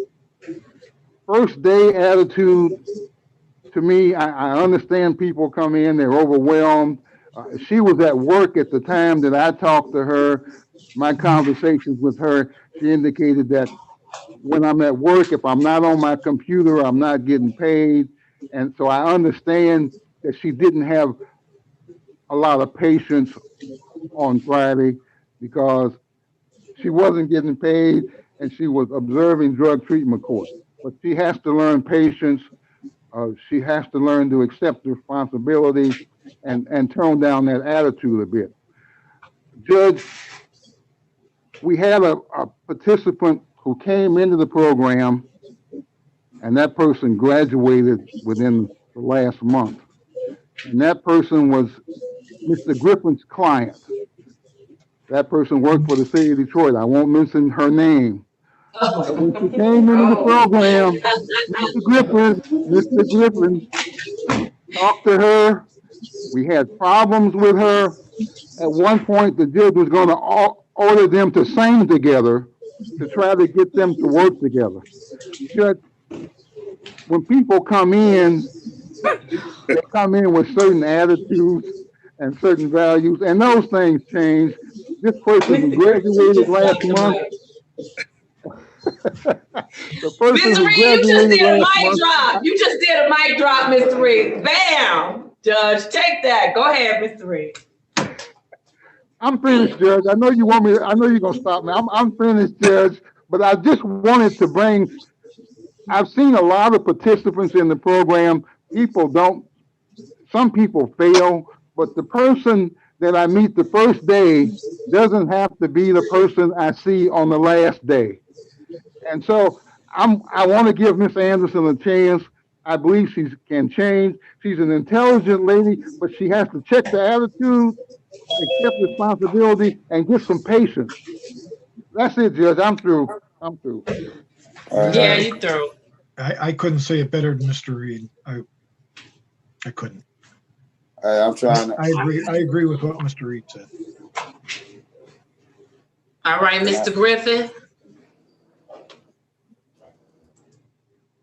Yeah, Judge. I did. That's funny that Mr. Reed said that. I did when I talked to Ebony the other day. That's exactly who she reminded. She, it took a while. A lot of people feel like they just, a third drinking and driving. Like I just got caught. It's no big deal. No, it's actually a problem. Dealing with my client, she was having trouble in AA meetings. She didn't think she belonged in them or anything.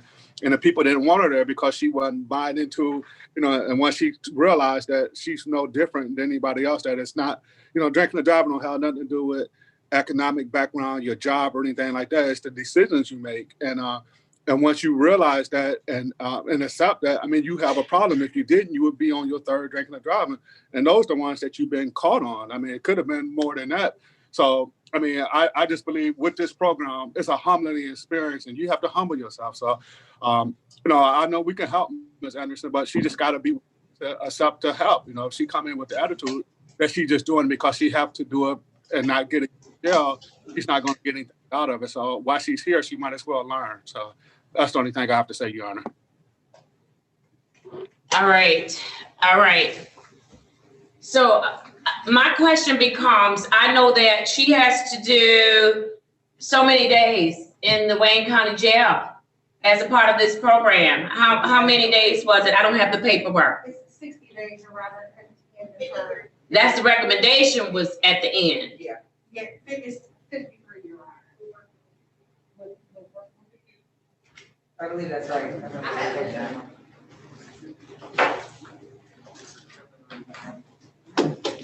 While you all are finding that, Mr. Paul, what is it that you want? Why are you back in my courtroom? I'm trying to fill that paper out for you. I'm going to the website. You go on there. Hold on, Mr. Paul, Miss Rouse is going to call you as soon as she finishes court, okay? We're wrapping up our last case. Give her a Okay, thank second. you. Okay. All right, thank you, Mr. Paul. Goodbye. Bye. All right. He just gonna pop back on. All right. That's fine. I see you, then I don't see you. Mr. Lorenz, you need me for something? Yes, Your Honor. This is not a good time yet? No? Am I gonna fuss?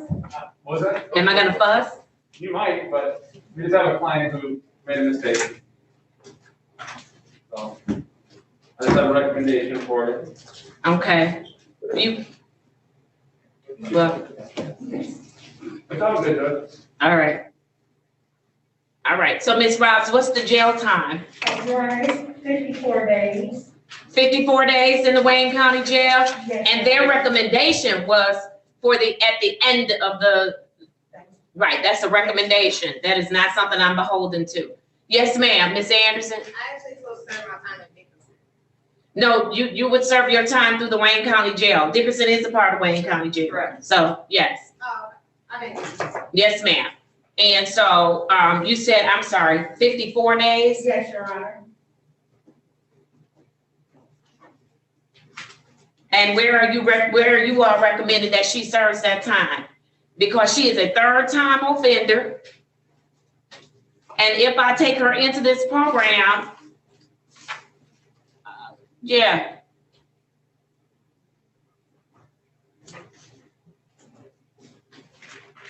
Your Honor, the recommendation for Dickerson Jail with work release. Right, it's for Dickinson, it's for the Wayne County Jail with work release. What I'm asking is, are you all recommending that she does it at the front, at the beginning of this contract, or at the end? I recommend the end, Judge. That's, got you.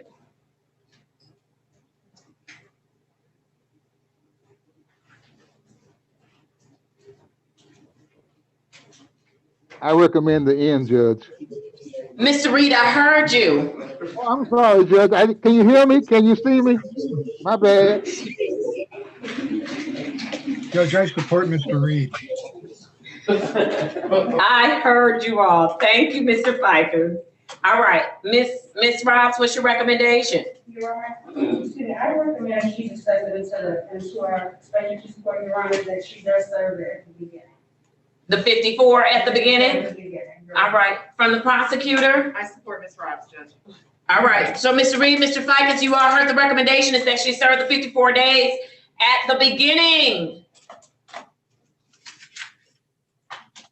I would recommend the end, Judge, because the longer we have for her to show us what she can do, and the pandemic might be a little less at the end of it than it is now. I don't want to see her, if we have a choice of locking someone up before they get the vaccination, I would always put locking them up after the vaccination. So my recommendation is not to put her in harm's way in that way when we have a choice. Yeah. Ms. Anderson, was there something you wanted to say? No, ma'am. Okay. And so, Mr. Reed, while I do understand, I think it's very important for everybody to know that drinking and driving related offense is a very serious offense, not just in Detroit, but in any city. It's a serious offense. And I think that it has to, I know that it has to be responded to as such. And so I've heard the recommendation of both the case manager, prosecutor, and defense attorneys. This is what I'm going to do. I'm going to have her spend the first, what would it be, 22 days? The first, 27 days, I'm sorry. She's gonna do her first 27 days up front. Work release, Wayne County Jail. And then she'll do the other 27 at the end. But understand, this has nothing to do with sentencing on underlying charges or that, 1 year that she will serve if she does not successfully complete this program. Has nothing to do with that. And so that's what this court is determining. She's going to do the first 27 starting today at the Wayne County Jail. And are you, yes, ma'am. She about to take me to jail now? Yes, ma'am. Okay. Did you, hold on, ma'am, hold on. Let me finish hearing from her. Okay, so tomorrow am I gonna be able to go out and go to work? Oh, I don't know. I don't run the process at the Wayne County Jail, but do you have information to support that you do work? Because all you would be able to do is work and go. No, not for me. I'm talking about when you get to the jail. Okay. Right. If you have all of that information. Or the other thing, Mr. Reed, Mr. Fike, is that I am willing to do is to have her come back on Friday with the other young lady that's coming in, Ms. Bavel. And then that way we don't have to have the jail make 2 trips with respect to picking up individuals. And then that would give you an opportunity to get, if you have some things you need to get in order, you'll be able to do that. Please, please. We appreciate it. Yeah, because I care about you. How about that? I appreciate it. Thank you. I would ask that she bring in her work papers, Judge, whatever paperwork she needs, and bring in that money order for $105 or whatever it is that you need. Yes, make sure you do that so there are no hangups. I can't control their process, but I can certainly make a phone call and just ask them to get, things rolling as quickly as possible, but do your part, as Mr. Reed indicated, bringing in your paperwork about your job schedule, your work schedule, the days that you work, and bring in that money order for, what was it, $105? Just bring it in for $110 or something, she said. What did she say, Mr. Reed? I thought it was $105, Judge. That's what I. All right. Bring in that money order just so that you have it, okay? So that there's no issue with you being able to do your work release, at least not from our end. Yes, ma'am. One more question. When you say the Wayne County Jail, because Wayne County Jail to me is down here. So no, you would be processed through the Wayne County Jail. So wherever they decide that she'll do the 26 days, it's up to them and their administration. Okay. That's not up to me. Okay. Okay. So you're coming back to see me on January 22nd, 2021 at 8:30 a.m. You're to report to this courtroom. I am accepting you into the program based on the recommendation of the prosecuting attorneys, as well as the recommendation of defense counsel and the case manager. I'm accepting you into the program, but understand, Ms. Anderson, we off to a not so good start, but it can get better. It can get better. It definitely can.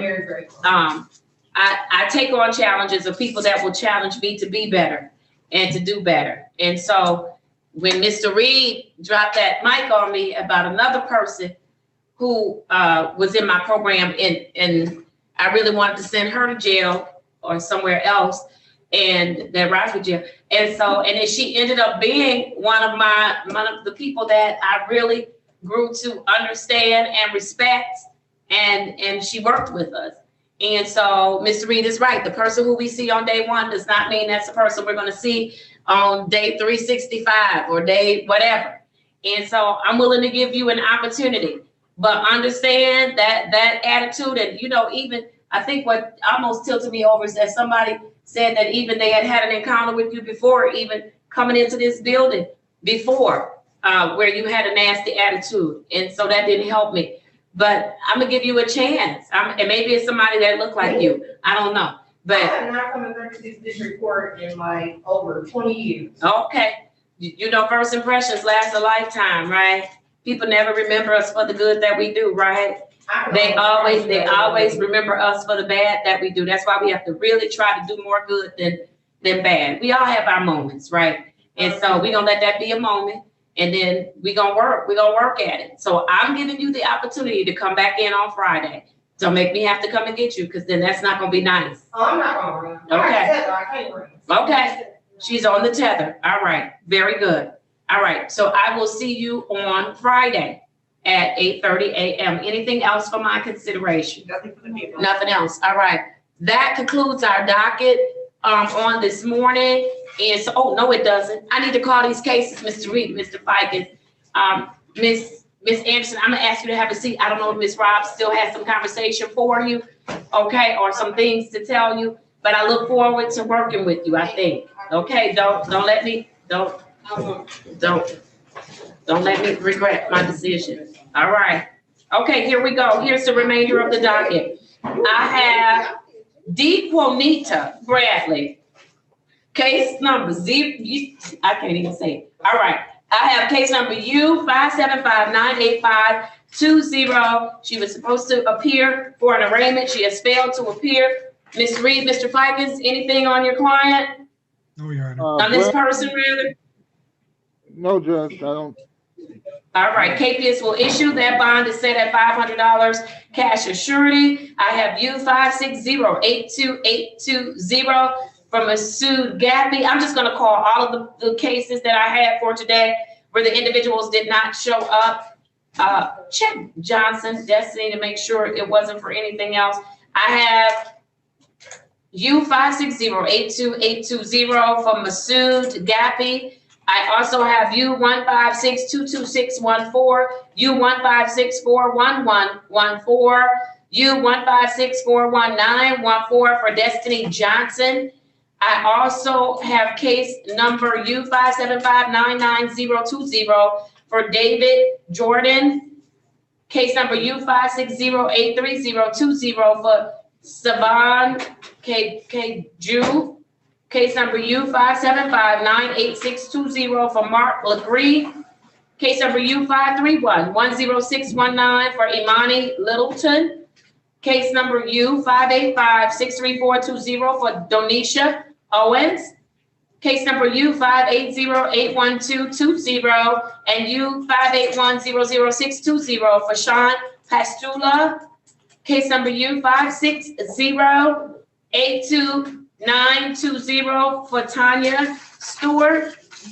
Case number U580-81120 for Anthony Bayou. And case number U558-25520 for Thomas Willis. All of these individuals have failed to appear at 9:00 a.m. for the docket. Does anyone know where any of these individuals are located? No, Your Honor.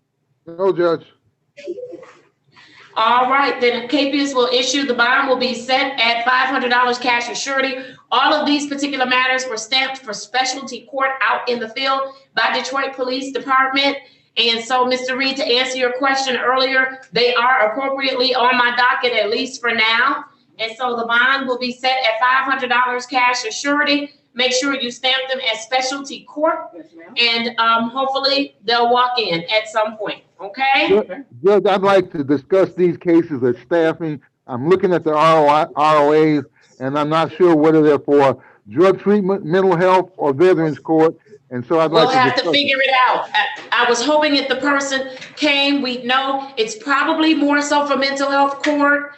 And so I don't know, but they didn't come today. Yes, so I would have done more to figure it out, but okay. Yes, Judge. All right, very good. Thank you. Thank you, Judge. All right. I believe our staffing today is at 2:00. Is that correct?